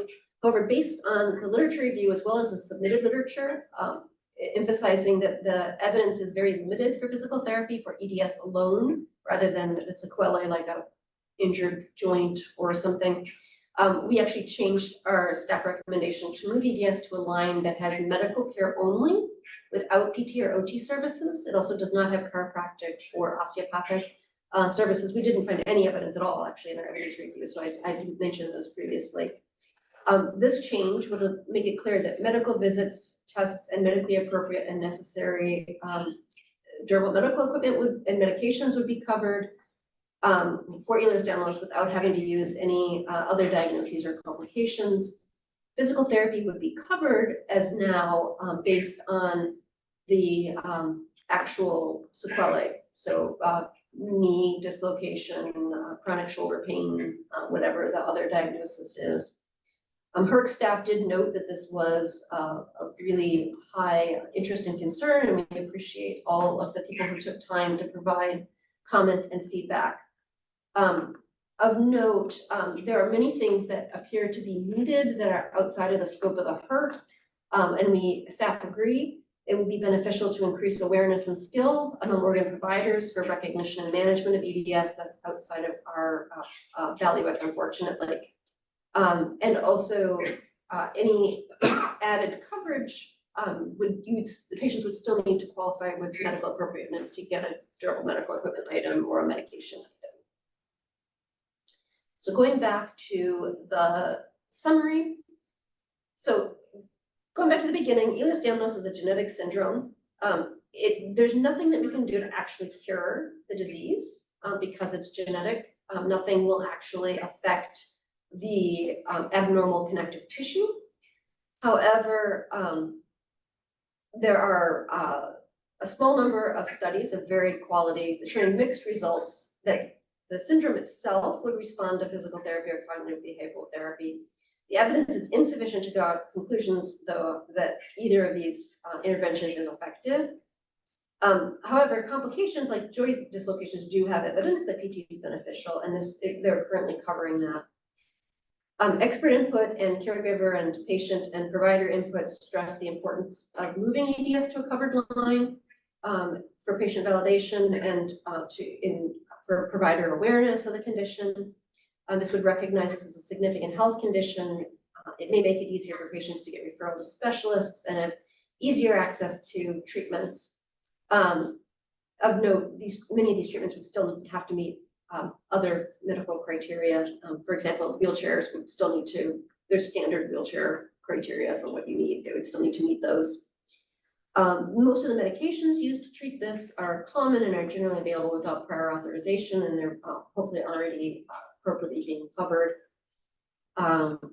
There's a similar diagnosis, M35.9, systemic involvement in connective tissue unspecified, which was found to be the lupus and diffuse disease of the connective tissue line.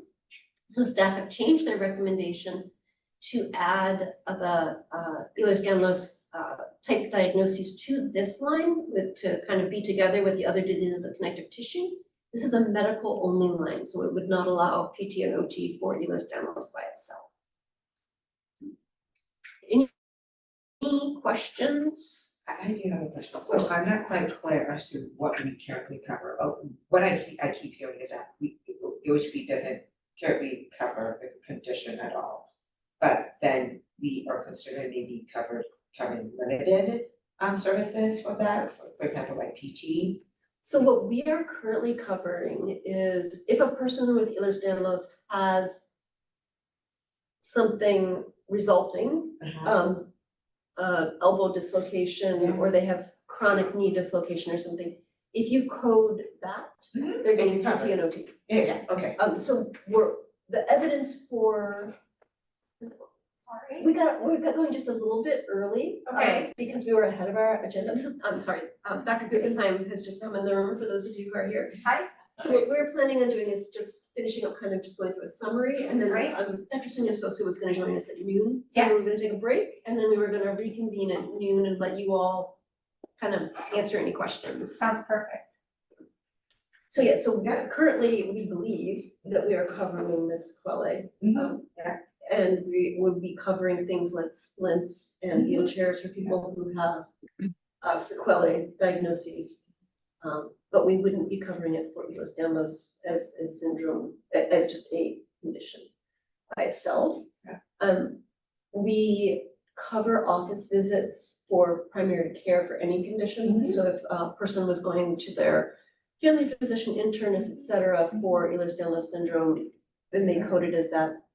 Our assumption is those visits are currently being paid for. So my interpretation, looking at what is currently being covered, is that there really won't be much change. This is more of a awareness type of change to move this to a covered line, so people are aware that it is, something that people could see. They could also see a specialist, which may or may not. I don't know how much of an issue that is. And things like echocardiograms, which are required if you have, or not required, but are recommended if you have this type of diagnosis, that's a diagnostic procedure. As far as I know, there's no, I don't think there's any restrictions on that. I know the advocates, those that submitted comments, they mentioned provide education on that. So what does the, or how does the ordinance calculate that? That's outside of our scope of care. However, we do have, we have raised this within OHA, that, however, that would be more something that the specialty societies, the Oregon Medical Association, perhaps other groups might spearhead. I know that there is CME that people could take if they searched it out. The HERC generally doesn't do anything educational, unfortunately.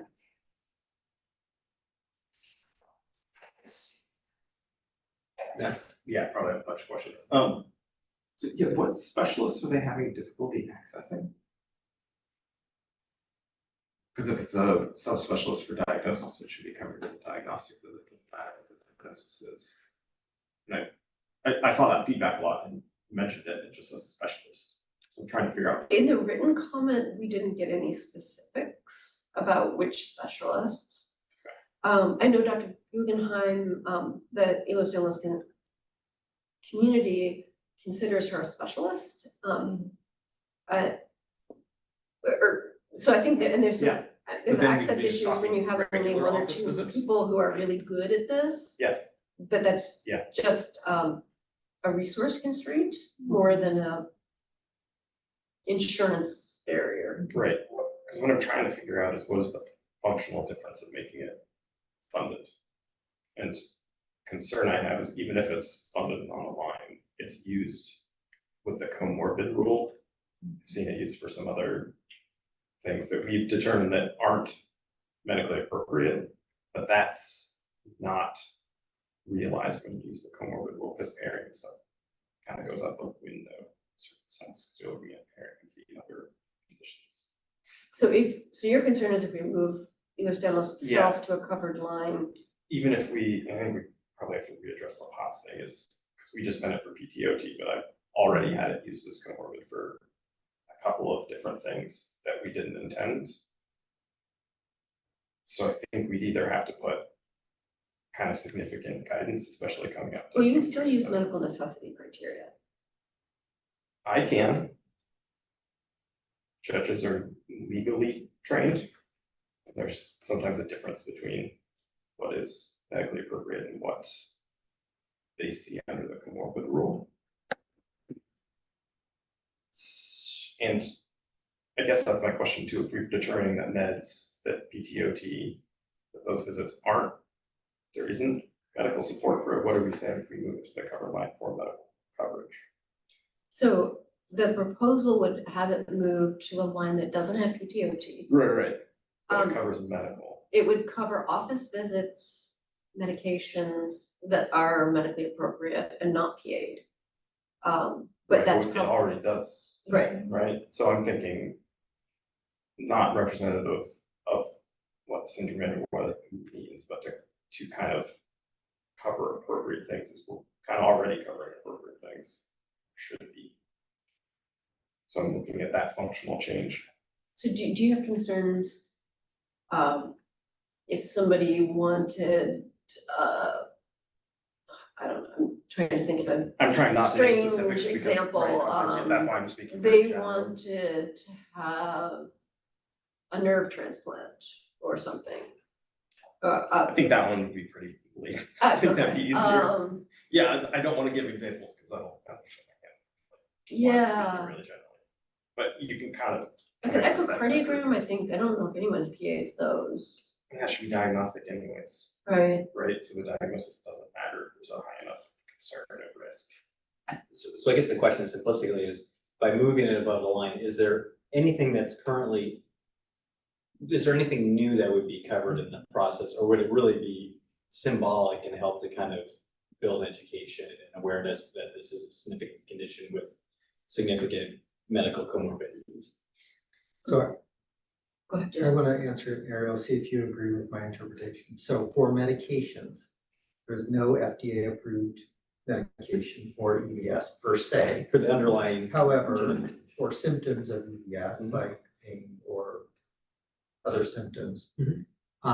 if a medication is ordered, sent to the pharmacy, and then it is subject to prior authorization, and the form comes back from the provider saying this is for Ehlers-Danlos.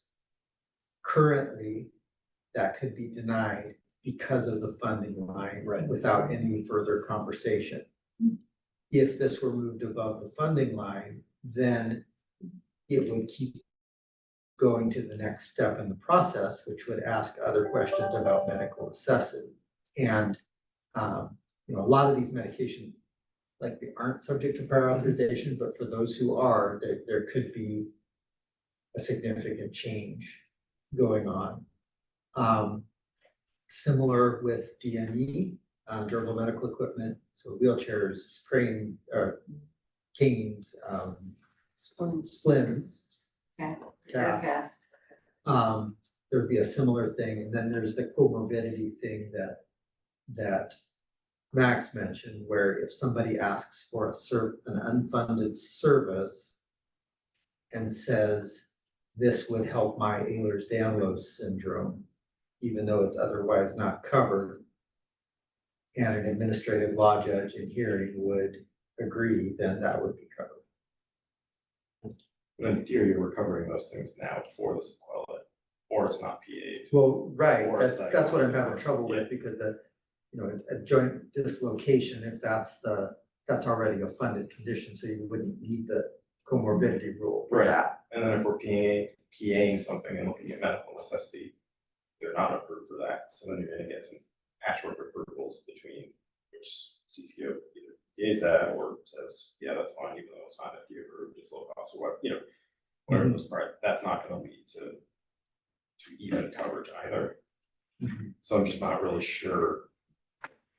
Besides the symbolic thing, which I think we can have a discussion, but that, I don't think that's really our role. Our role is kind of medically evidenced. Yeah. And we can always say, definitely, right? If this isn't a statement on those person's experiences with that diagnosis. Right. This is trying to make sure that the things that are supplied, and it's in a little bit of an awkward way, just kind of how it's set up. And Right. That Because of the prioritized list. Yeah. right, what that visual is, and it's surely not intended, Because but functionally speaking. yeah, to make sure I understand what you're saying properly, is that there's that moving it above the line, taking away the comorbidity, there could be a subset of patients who may encounter barriers to ultimately getting approval of drugs or other types of services, and by moving it above the line, it would remove that administrative barrier.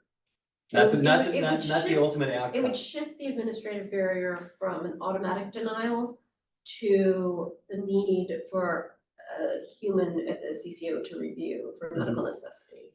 And is that fair as a summary, or? Yeah, I mean, I don't think that's the scenario functionally, though, Hi, right? this is Mary. That last comment, can we verify the accuracy of that? Because my understanding is at this time that there are no automatic, right? Everything gets reviewed. So can that be clarified? Everything gets reviewed. I think we're talking like 3 hypotheticals, right?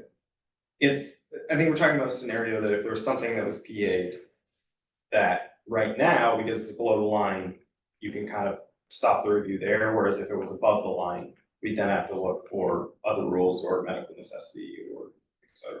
So I'm just thinking like a hypothetical, wonder drug comes out that actually treats EDS and can help. It's super expensive. Yep.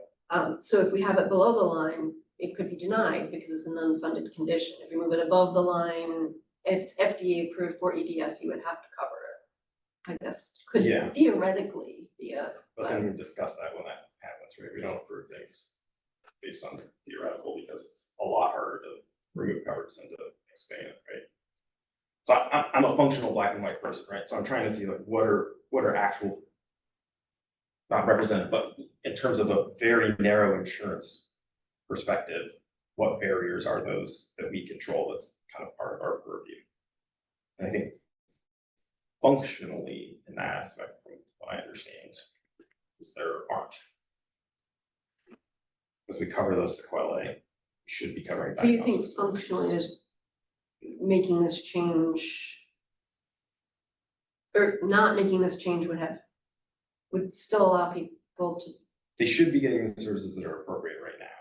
although we heard quite loudly from a lot of That's what I'm folks that wondering they're more about. not getting the services. That's what they I'm wondering need. more about specifics, and it's a diagnosis I've seen frequently. It's not a diagnosis I've seen frequently that includes those international guidelines on both roles in the clinic and not. And I've inquired and actually done that testing on people in the clinic that carry those diagnoses, because I asked those questions, like, how'd you get that? Where'd it come from? Did you do these tests, et cetera? So I think probably based on varied diagnostics, rigorous, and varied experiences from that spectrum, I'm wondering how much of those kind of line up and are rigorously diagnosed as well, and that could explain some of that varied experience. But that's also why I'm asking specific questions about like, Yeah. what are the actual barriers? to Right, that's through. what I wanna know. Yeah. You know, Ariel, is if we're hearing from the extensive public testimony that there are barriers that patients are encountering to the care that they need, will moving above the line solve those barriers? Or is it once again that this is a condition in which there are not that many people that are experts in it, and so even if you move it above the line, you just don't have enough providers that specialize in the condition, in which case we're not solving the problem. So would moving above the, do we have any idea that moving above the line would solve these problems? I have a point about that. I have, when I request things like echocardiograms and so forth, sometimes they don't cover I ask for a prior auth, and it doesn't cover it, and it can be difficult. And a lot of my colleagues, they just give up and they just don't bother going to the next step. And the patient doesn't get the treatment or procedure. So I mean, you can say that like justice delayed is justice denied. You know, I mean, if you just delay it and make it a little bit harder, you make it, you make people jump a little higher to get that coverage. It's effectively denying it for a group of people. And so that could be an argument for including it, you know, moving it above the line, and that it provides a little bit more firm, like foundation or anchor to get these. And also it would maybe by raising awareness. I mean, I think there's some under treatment here. I've seen patients with EDS who have valvular heart disease that gets diagnosed much later than it should be, which results in poor outcomes. And you know, a lot of these things like the delay in treatment actually will affect outcome. So that would be a couple of points. Was that from insurance access or was that from knowledge of the Both. condition? It's like for both provider awareness and from insurance just making it more difficult. I'm just saying the more difficult you make a test to order, the more, you know, the slower, the more steps you have to go through, there's just going to be some drop off. There's going to be providers who just give up, and patients who are lost to follow up, and it just ends up not happening. So echocardiogram is diagnostic already. We don't have a HERC guideline. Yeah. If we put it in the funded region, I don't think there's any policy change regarding that because. No. Yeah, but I'm just saying you need an indication for order for an echocardiogram, for example. And you know, of course, aortic regurgitation is an indication, but a lot of times providers don't really know what's going on, and so they just say, "Oh, you know, Ehlers-Danlos, I'm going to order an echo," which is actually appropriate. To be honest, they might not have the, you know, wherewithal or whatever to realize that it's you understand what I'm saying? I think it's a good idea to make it easier or make it more friendly for providers to order it, and the patients, I think you're going to get a lot more diagnosis at earlier stages, at least for my perspective. Yeah, what I'm saying is that I'm not sure HERC can accomplish that because our contracted plan still have the discretion to put prior authorization on echocardiograms. I guess the only way to do that would be to create a diagnostic guideline saying, you know, something along those lines. Can I take that? Mary, 1 second. We have one more question before you, and then we'll have you go up there. It's okay. So this is a data question, the legal side, not the medical side. But isn't all of this also based on the CPT codes that a provider pushes through? So if a patient with EDS goes to see a provider, or like the cardiogram, and the provider puts in the suspect CPT codes, shouldn't that pay? So that's what we're talking about, the procedure code for an echo is what we call diagnostic, meaning it's not necessarily linked to anything. Yeah. Insurance might have a, you know, why, there's many reasons, you know, chest pain, lower extremity swelling, murmur, unknown heart disease, there's a whole bunch of things. So, and I think what David Sanger is arguing is that EDS isn't one of those, and so if you have a patient with EDS that doesn't have a murmur, they don't have any signs like Okay. edema, Okay. he's seeing some echoes being denied. Okay, So by moving it up to the covered list, would that accomplish that goal? Of just I believe so. I mean, it wouldn't, they'd No, still because look it's at that diagnostic. neck, Yeah, that's, cause you can order Just it. makes it makes it easier. If you're gonna rely only on something like a murmur, you're gonna miss people. That's my point. Well, yeah, I think it wouldn't change functionally, because you can order an echo for a leg break, which is a funded Mhm. condition, and it still wouldn't matter because you need that med neck, so the funded part of that diagnosis isn't the operable part of that process. Because they shouldn't, they can, and sometimes you can, it's easier if it's Rieger's and you don't even have to look for med neck, right? They might even have their computer system set up to just pay for those. But functionally, how the rule is written is you're supposed to look at med neck when you order something diagnostically.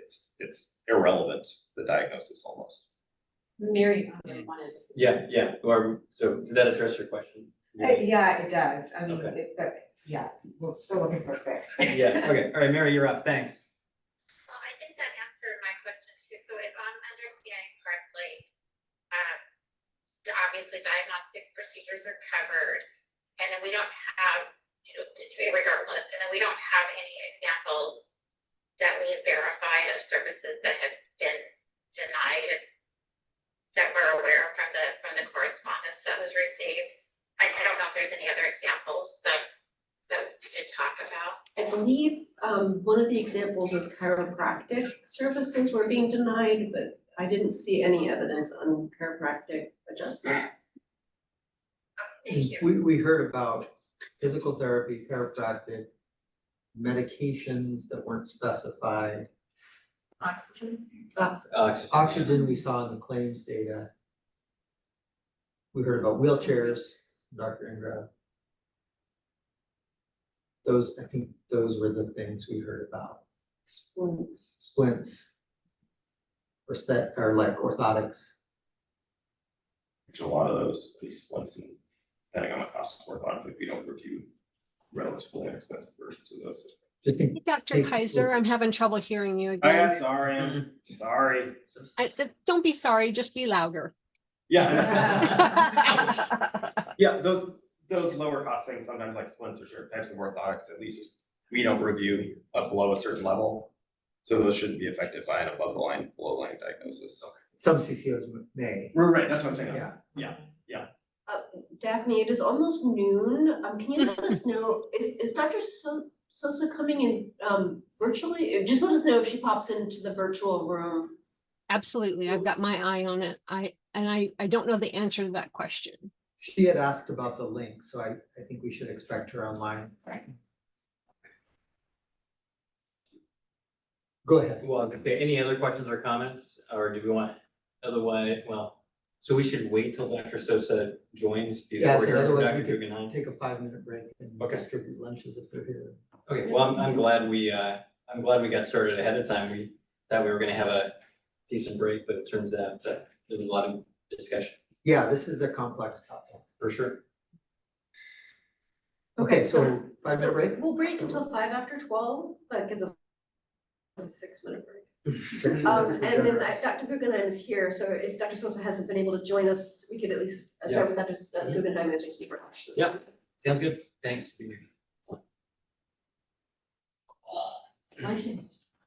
I'll stay here and wait for Dr. Sosa.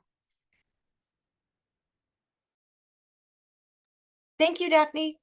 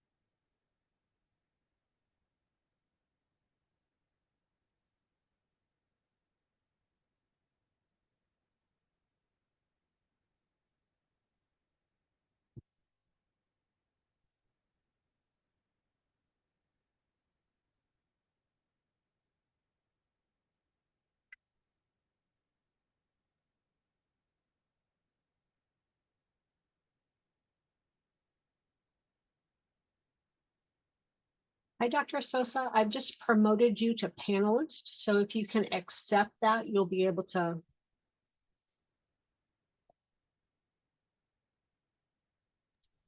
Hi, Dr. Sosa. Hi. Hi. Let me come on camera just 1 second. Thank you for accepting my invitation to be a panelist. The group is on a 5-minute break, so they'll be back momentarily. Dr. Okay. Guggenheim is in the room in person. And Great. so we have some people in person and some people on the Zoom call. And I'm Daphne, I'm the outreach and communications analyst. All right, nice to meet you. Oh, it's my pleasure. Well, I wish I could be there in person. I don't. Thankfully, I live near Seattle, so. Okay.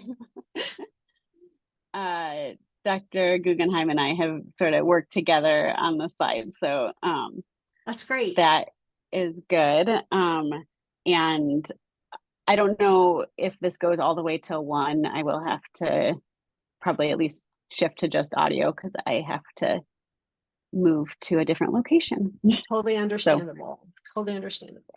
Here as long as I can be.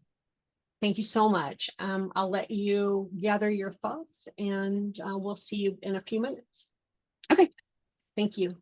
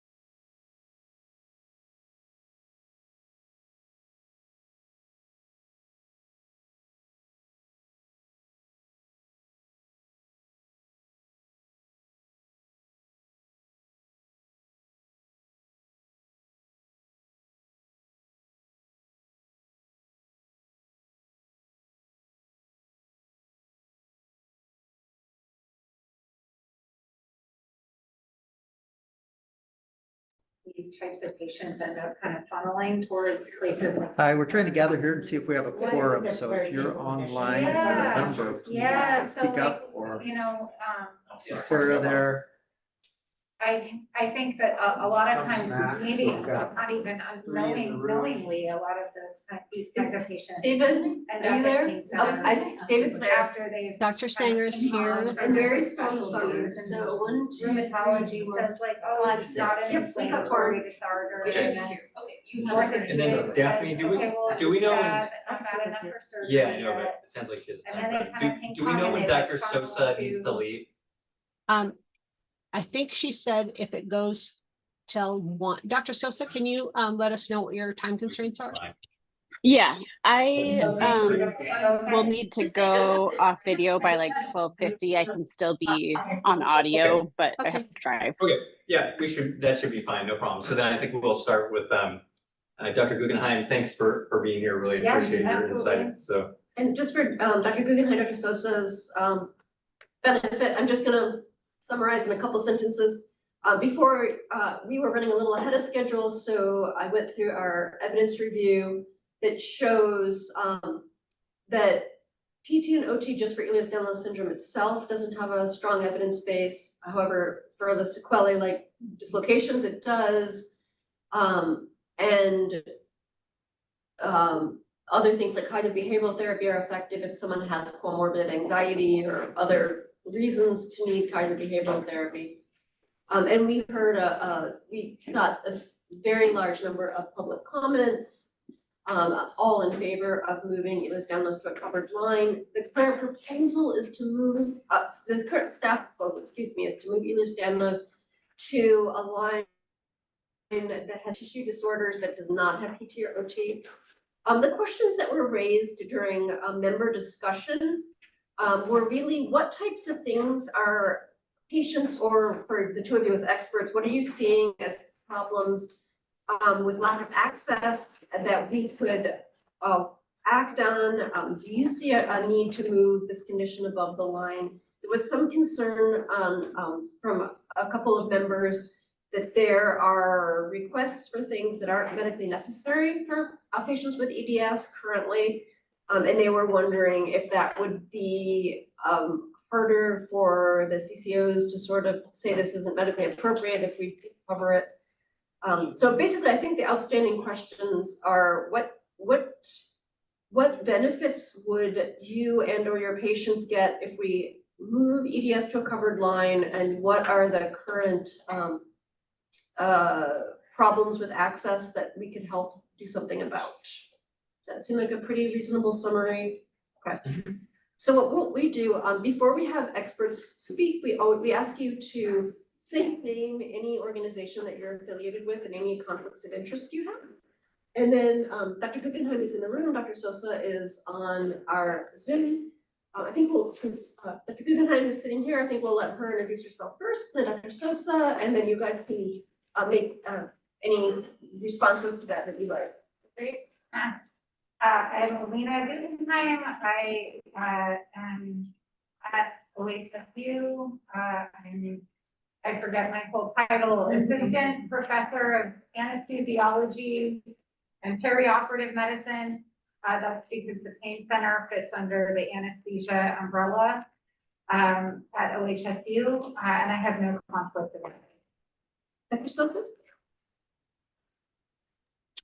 Hello, I'm Sonia Sosa. I am an associate professor in the Department of Family Medicine at OHSU.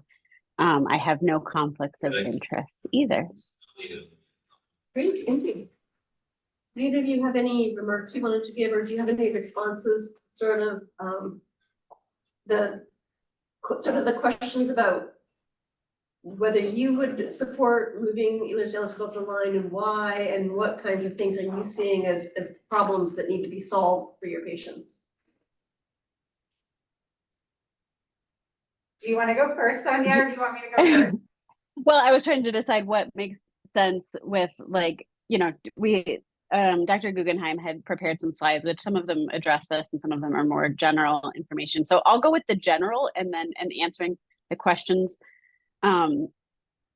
somewhat, and then I'll let you do a lot of the speaking since you're there, and I feel like that's even more powerful and helpful.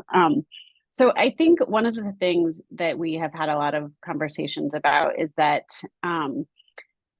connective tissue disorders, but certainly Ehlers-Danlos, hypermobility, there's a lot of people who are still, a lot of providers really who are still not recognizing Ehlers-Danlos as a diagnosis, who are not recognizing hypermobile Ehlers-Danlos, or who are still falling in the camp of like, oh, there isn't really a clear diagnosis on this. It doesn't matter. There's not a specific treatment. If there isn't a known like genetic abnormality here, then it isn't something we can fully diagnose. And so one of the benefits that we see is actually just the recognition of having a diagnosis and having a diagnosis that is above the line and covered and recognized, because so many of the patients that Dr. Guggenheim and I have seen and studies have shown that so many people go years and years without their diagnosis being recognized. And that leads to medical trauma in itself. And so the just being dismissed, the being like not understood, I think leads to even more complexity and more harm to our patients. And so one of the benefits that is less specific and less like we can't put it necessarily like a number on it or a value on it is just the recognition of these conditions is really important. As far as access, I think one of the struggles with things like PT and OT is that in many conditions, what we're looking for is improvement. And so, the PT has to show that our patient is improving when we refer them to PT, or they kind of, use all their benefits and they're done. With something like Ehlers-Danlos and hypermobility, we're not necessarily going to get people to the point of like improved and you're done. There is ongoing injury and ongoing need for maintenance and strengthening. And so we're looking at the treatment in a little different way than like just healing an injury. And so I think it can be hard to get, certainly, I mean, I think we can get people into PT or OT, but allowing them enough appointments is one of the places where there's a lot of access issues. And then I think it also would help with getting coverage for the additional modalities that we're using for things like pain, like acupuncture or chiropractor, that, we might have coverage for like chronic neck pain or low back pain, but don't have it for other diagnoses. And so that would be a place that I think also, I can just name, like, this is a place that we need more access. There's a ton more, but I'm going to let Dr. Guggenheim speak since she's there. And I feel like that was like just the beginning of answering those questions. Or does anyone have any questions for me before I turn it back to Dr. Guggenheim?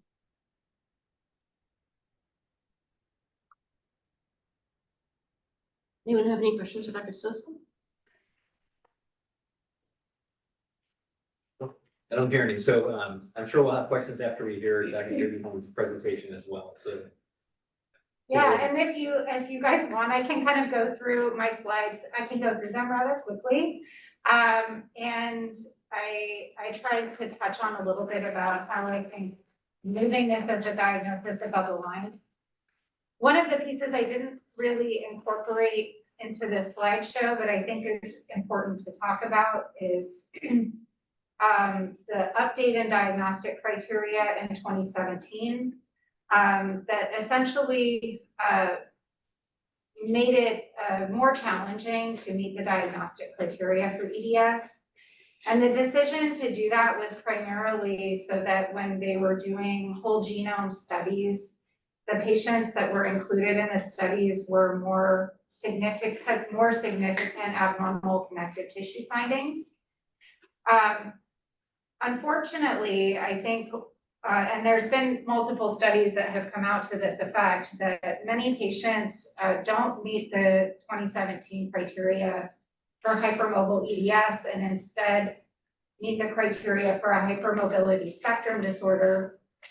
And multiple studies have shown that the degree and longevity of pain that those patients are experiencing and the incidence of comorbidities does not differ between patients with HSD and HEDS.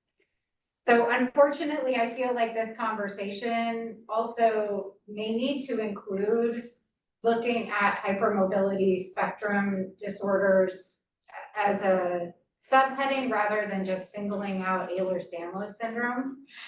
That's certainly been my experience, that I often have patients that don't meet the diagnostic criteria for EDS, but are very significantly impacted in terms of their functional capacity and degree and severity of pain.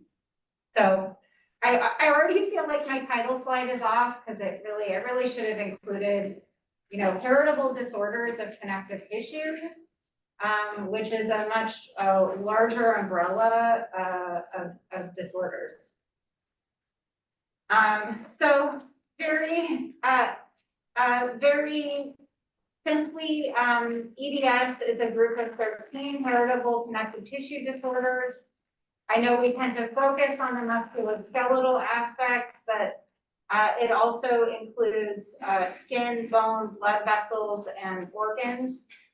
And more we're learning specifically that hypermobile EDS has really significant fascial abnormalities and nerve and blood vessel abnormalities that we're really still just learning about.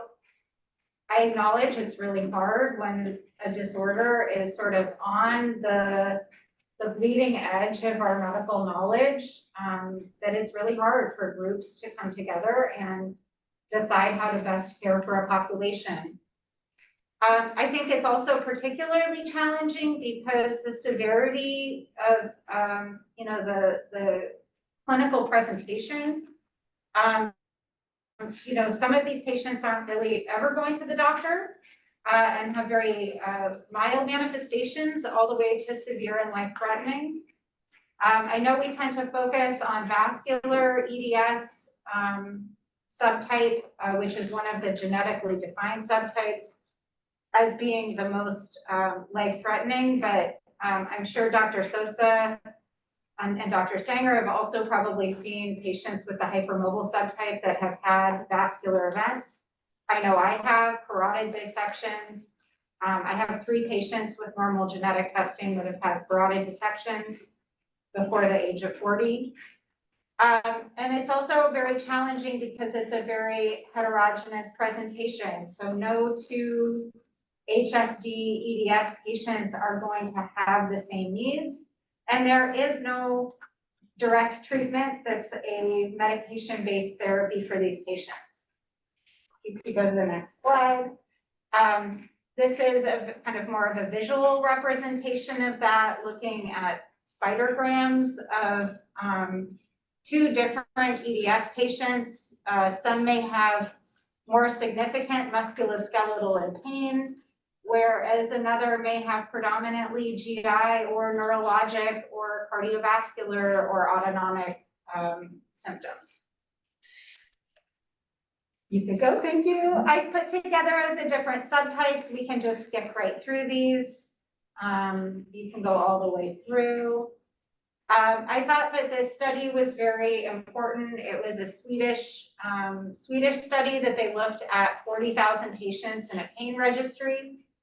And they basically found that patients with hypermobility, which included HSD and EDS, were much more likely to be younger, more often female, and had pain for the longest period of time of any group that they looked at, and similar severity compared to some of their localized and regional pain conditions.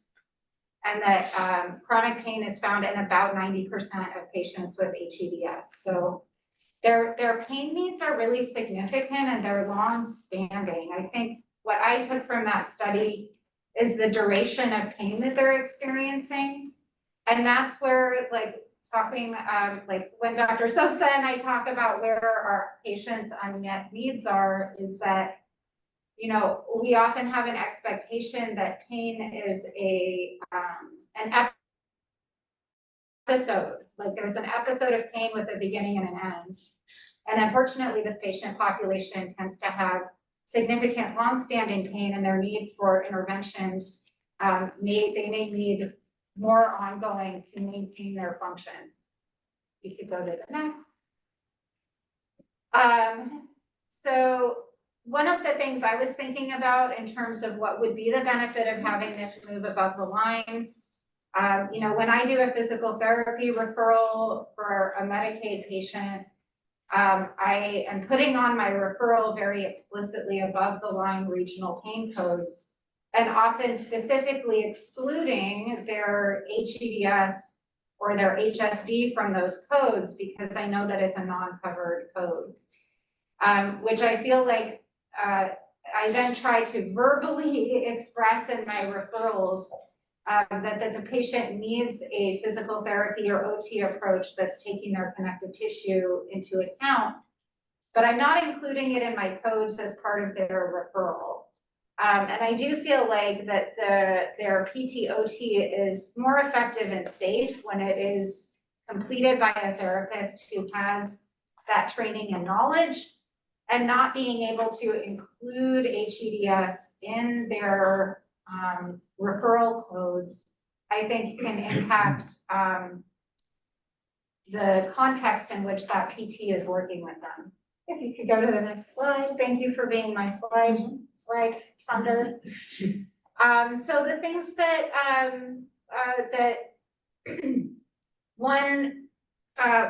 one of the main things, and I think Dr. Sosa touched on this as well, is that while I don't think that this is correct, and I know that the people in the room would say that this is not true, I think that there is a provider perception that if something is a below the line diagnosis, that it isn't a serious diagnosis, it's not an important diagnosis, doesn't need to really be acknowledged or pursued for a patient.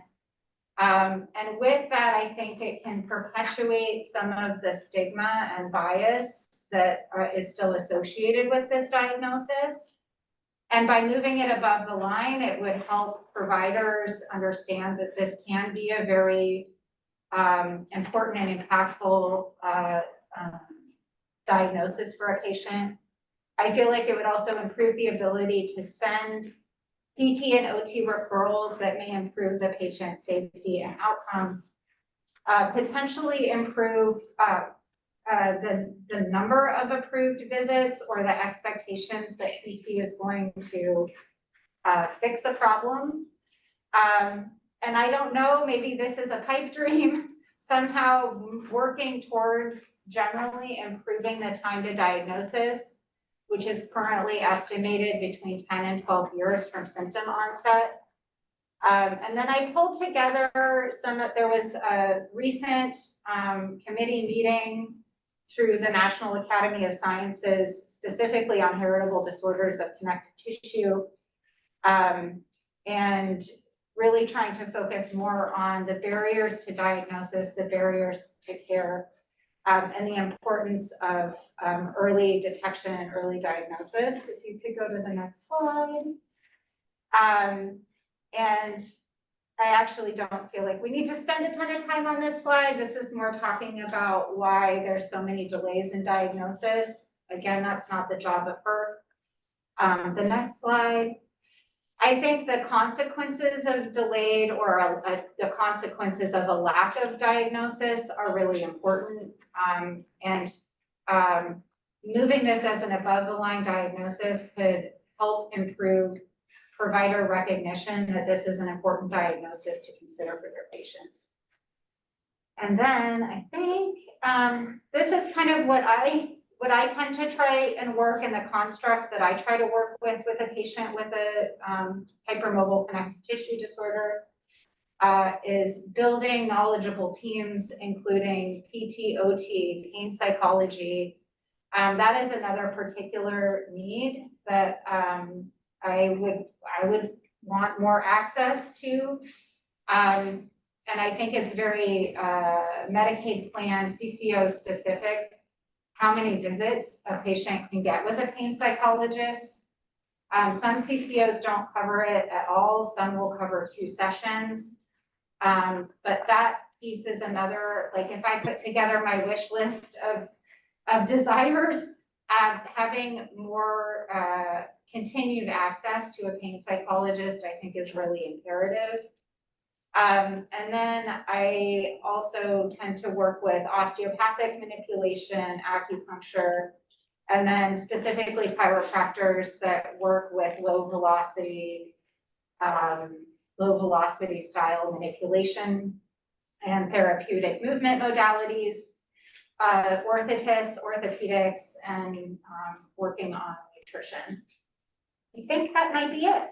So that's my very short slide deck, and I think those would be my wish list: more PT, more OT, more pain psychology, and really helping to slowly start to remove the stigma and bias of this as a diagnosis, and the acknowledgement that it's potentially a very impairing and disabling diagnosis.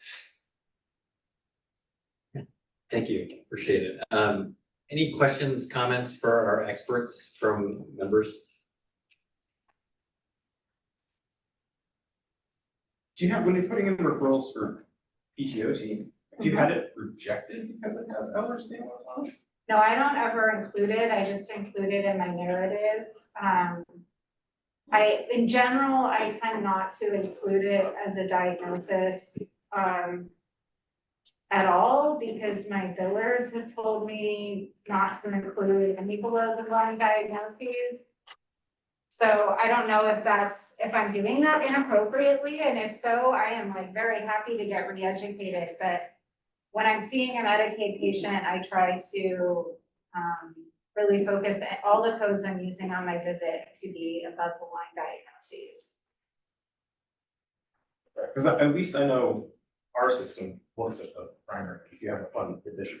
And like if there's a single funded code, it doesn't matter. apart from how a computer looks at it, if I look at it and you have a funded condition, it kind of doesn't matter what the rest of those are unless there's some conflict or issue there. It's if you have a funded condition, you have a funded, you can also have all these other things, right? But if you have a funded condition, I mean, maybe you have a funded condition. And I can't speak universally, but that's our last question. That would be interesting.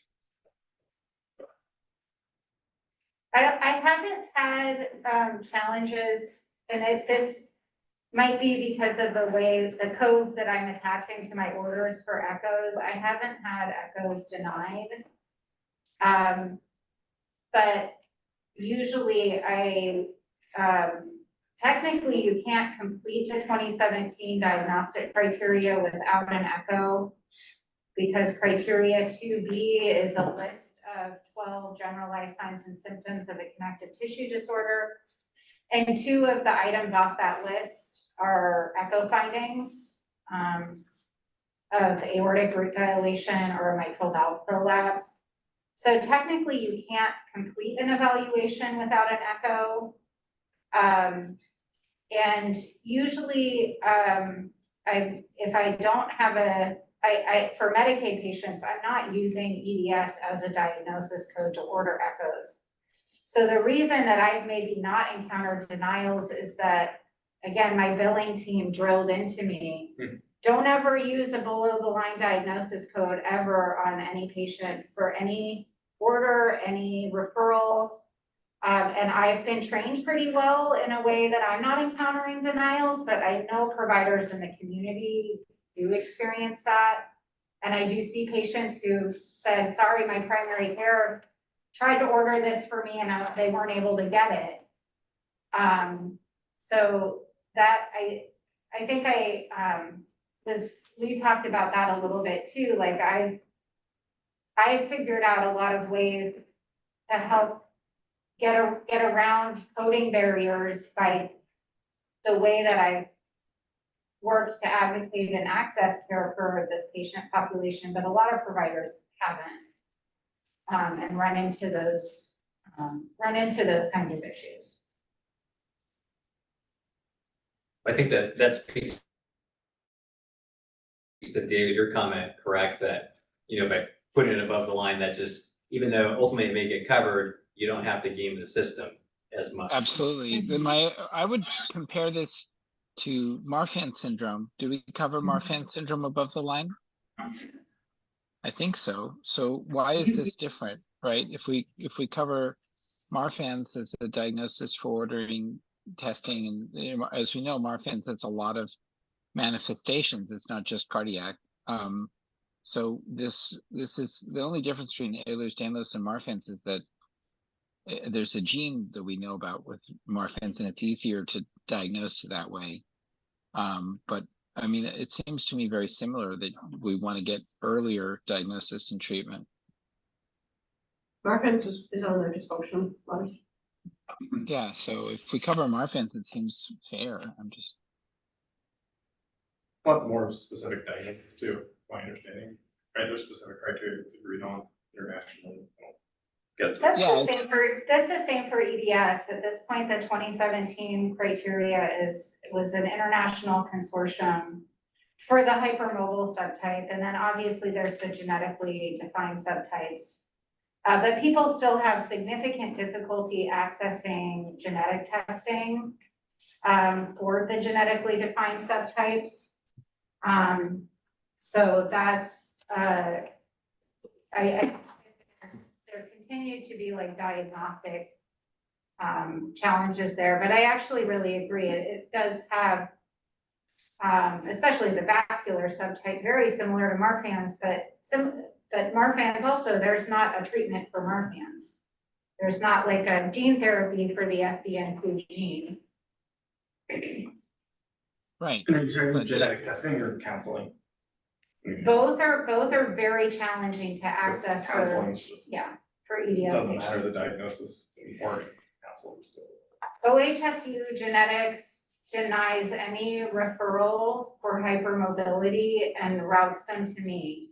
And I currently have a 7-year wait list. So I think that sort of a test One moment, Mary, yeah. Go ahead. No, I think that just sort of shows the challenges in trying to help appropriately screen and diagnose the patient population. The genetics department at OHSU just became really overwhelmed with referrals. So they started routing them to me as a single person, which also became very overwhelming. Well, yeah, I mean, I think the fact that you have a 7-year wait list highlights, obviously, not so much what we're talking about today, but obviously the need for education and for a greater, provider population. Okay, Mary, go ahead, sorry. Sorry, I have a hard time hearing, so apologies if I spoke over folks. Can you speak to that more, the comment about the genetic denies referrals and refers them to you? Can you speak to why that is? And it also seems like when we're seeing internal referrals at OHSU from other specialties, including neurology, that they're denying referrals from your clinic. And so can you speak to why you think that is or what's going on? I think it's a access issue of just the number of providers that we have. Neurology referrals inside OHSU are denied from many different clinics for many different diagnoses. So I think that we are generally hitting challenges of just provider capacity. Yeah, Mary, I work at OHSU as well and involved in some of the capacity management, and the answer to your question, is not one that's solved by the discussion we're having today about whether to fund or not, but is really one about ambulatory capacity for providers and supply and demand.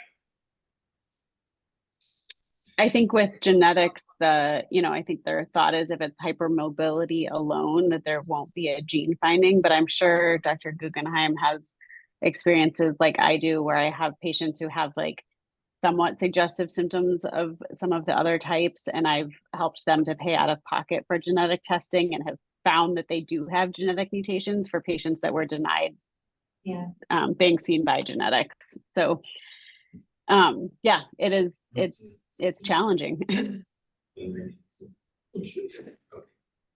So just a question I asked Ariel to kind of quantify is if we move it above the lip, would genetic testing, is it being covered now for EDS? And if we moved it, if not, if we moved it above the line, would it? It is my understanding, looking at the different genetic codes for this, that they should be diagnostic. Like echoes, they should be covered. I think there's a requirement in the It is. guideline about pretest probability that may be coming into play here. I don't know.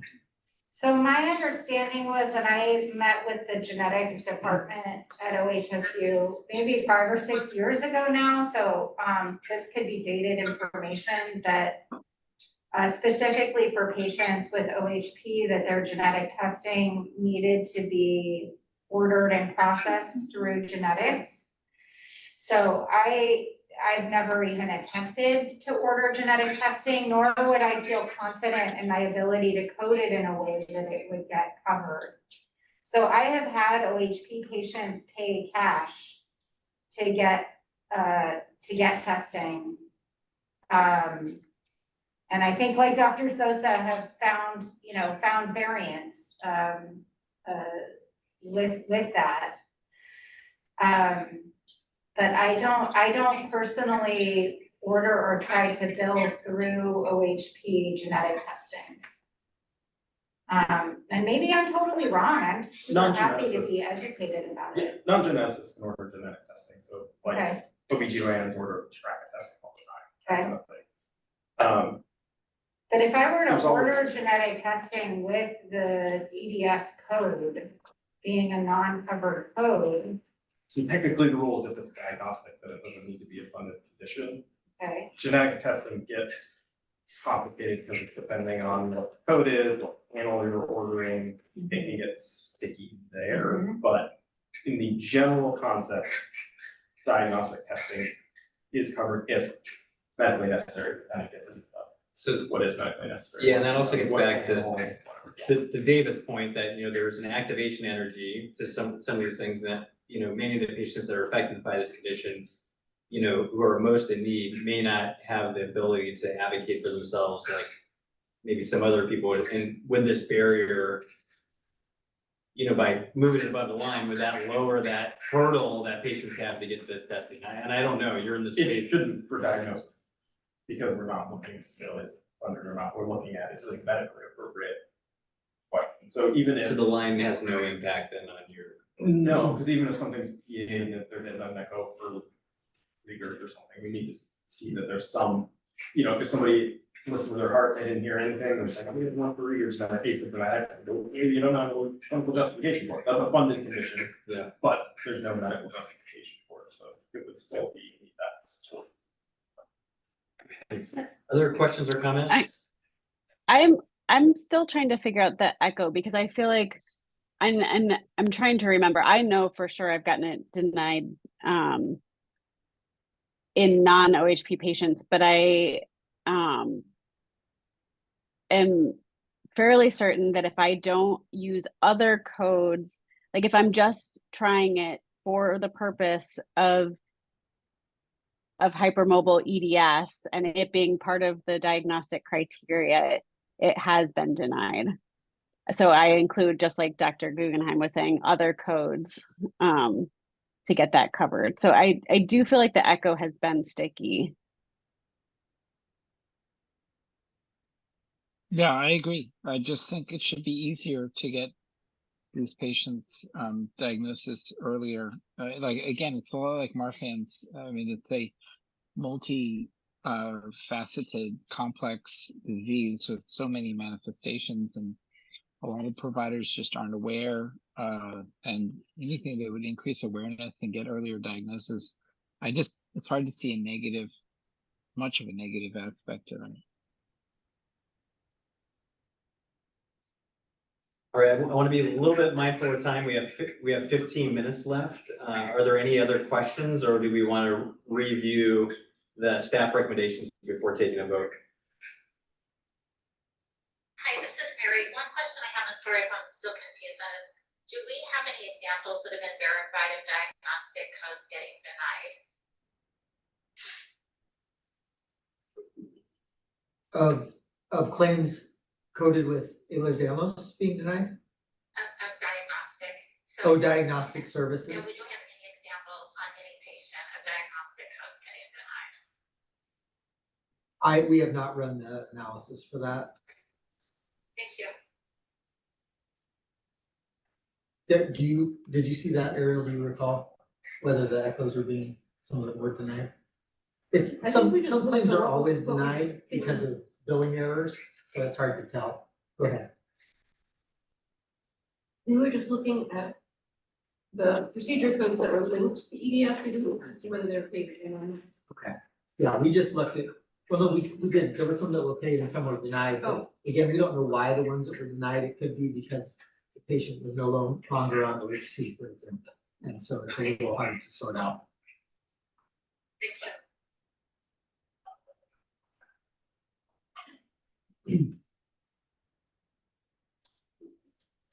Any other comments or questions? So since this has been a pretty long discussion, I think once again, we'll summarize the staff recommendations and then entertain a motion. The staff recommendation is to remove 5 ICD-10 codes for various types of Ehlers-Danlos syndrome. To line 141, which has other diffuse diseases of connective tissue on that line. That is a medical line.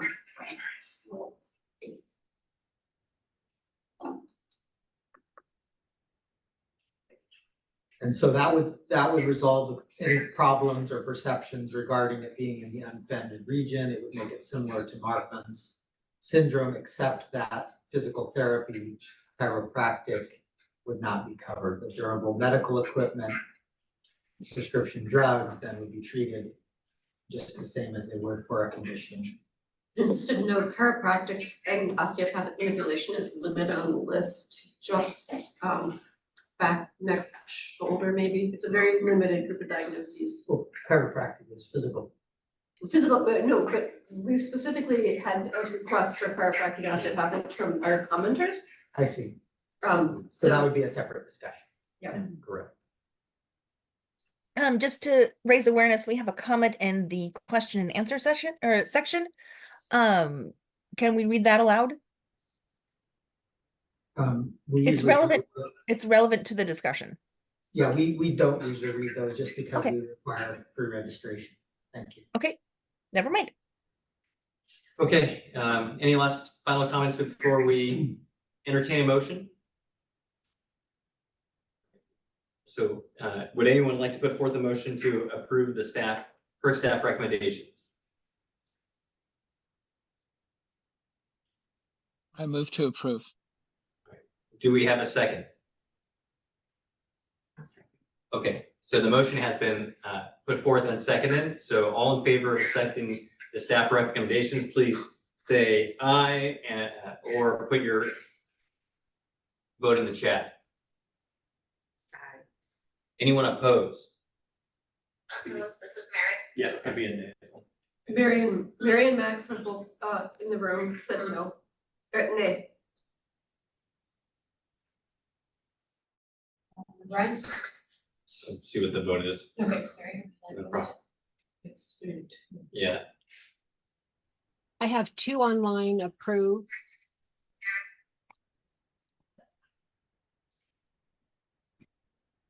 And we have 1 approved in the room. So we No, have no, I'm 3. sorry, Sonia Sosa voted, which is not. Yeah, she should can't not be vote. counted. Yeah. Yes, exactly. But David and Sarah David, voted Sarah, yes. And Antoinette voted yes. Max and Mary Beth voted no. So that's 3-2. Do you need me to vote then? Or I can abstain? We have to. What- Yeah, I think you're expected to vote. Okay, then I vote yes. So that's a tie, so the motion does No. not. No. Motion It's passed. not a tie. 4-3. Okay, thank you. Motion passes. Okay. Okay, Great, thanks for your. So we had other issues raised. Is there anything else you want staff to follow up on about diagnostics or genetics, any of that, or just? I mean, I think if we move it above the line, we should discuss diagnostic criteria. We normally don't put diagnostic criteria in, we could follow up with. There's no standardized treatment protocol, I mean, there's not something we Yeah, can not reference. treatment, but diagnosis, because there's no internationally recognized, that would be just kind of inferred when we use that. We could direct staff to draft guideline that would perhaps say that, you know, English diagnosis includes reviewing the Yeah, whatever we've the done document, things like that before, I think that'd be helpful. And are you speaking specifically regarding the genetics or regarding any treatment I was just talking about in general? kind of. He was talking about the incorporating diagnostic criteria? Yeah. At least have a discussion along those lines. Okay. Okay, anything else? Dr. Sosa, thank you very much for Thank you. joining. Dr. Guggenheim. Thank you. Sorry, I got excited and voted. I was like, oh, but you know, I just wanted to put it in there. No worries, yeah. We figured you were gonna vote yes, in spirit, so we appreciate that. I had to put it in, so thank you. All right, no problem. All right, have a good rest of your day. Yes, thank you. All right, thank you. Thanks. Thanks to our So, Max, experts. If you want to perhaps email me about any things that you want me to consider in a guideline, I could try to draft one up for like November. So it would be appropriate to include in that, but basically the discussion of the evidence review, just as we review these things, there's not support evidence for right? 'Cause I'm thinking if we're leaving it to the patchwork PCOs, the more guidance we have. So are we adjourned? No, No. not yet. Okay. Yeah. And especially looking at 2027, it's kind of be given really clear guidance, because that's what we're gonna be relying Yeah, on. so Max, can you Hey, speak a little bit Max, louder? So Max, that sounds important. and I'd love to hear it. Just talk to Mike. Okay, is that? We're gonna Oh, get I you should a look this mic, way, so- sorry, I actually didn't know Thank where. you. Just discussing if we're gonna develop a guideline to have, look at the diagnostic criteria as well as kind of summarize our evidence review. Both if it's going above the line and especially with 2027, we're gonna be relying on that solely. So having some pretty clear guidance, so it doesn't end up kind of falling to the CCAs and being a little bit patchwork, that there is that more unified and that the research has been done, we've discussed it and all that. So kind of codifying those discussions for those future references. So, okay, so we decided to put these diagnoses on a covered line, and then I'm hearing a desire to look into some type of a guideline that I could draft. What I would suggest is that the QHOP group meets on Monday, I can kind of ask them for some input. Yep. And then maybe, you know, I could kind of draft a guideline that we could talk about in November. Yeah. Okay, great. So next meeting is on November 14th. It says online. Is there not gonna be an in-person? No, it's hybrid. Hybrid, okay, all right. Sorry, it's, I think it's the full stuff. Okay, sounds good. Is there anyone that knows that they're not gonna be able to make the November 14th meeting? It's like Sarah I and can't David, make it. I you won't can't- be, I can't make it, I'm sorry. that's fine. I'll No be problem. We Great, thank you. appreciate all of your time. Any other announcements or last minute items that need to be discussed? No, and we had no one sign up for just general public comment, so Okay. I think your sole power. Okay, all right. Well, I'll entertain a motion to adjourn. You don't have to do that? You can just adjourn. Well, parliamentary procedure, you're supposed to have I'm so used to the OMA parliamentary procedure, so as former speaker. Okay, we're adjourned. Thanks. Woo, great job, Brian. I don't know, There is a gavel. Yeah. Oh, man.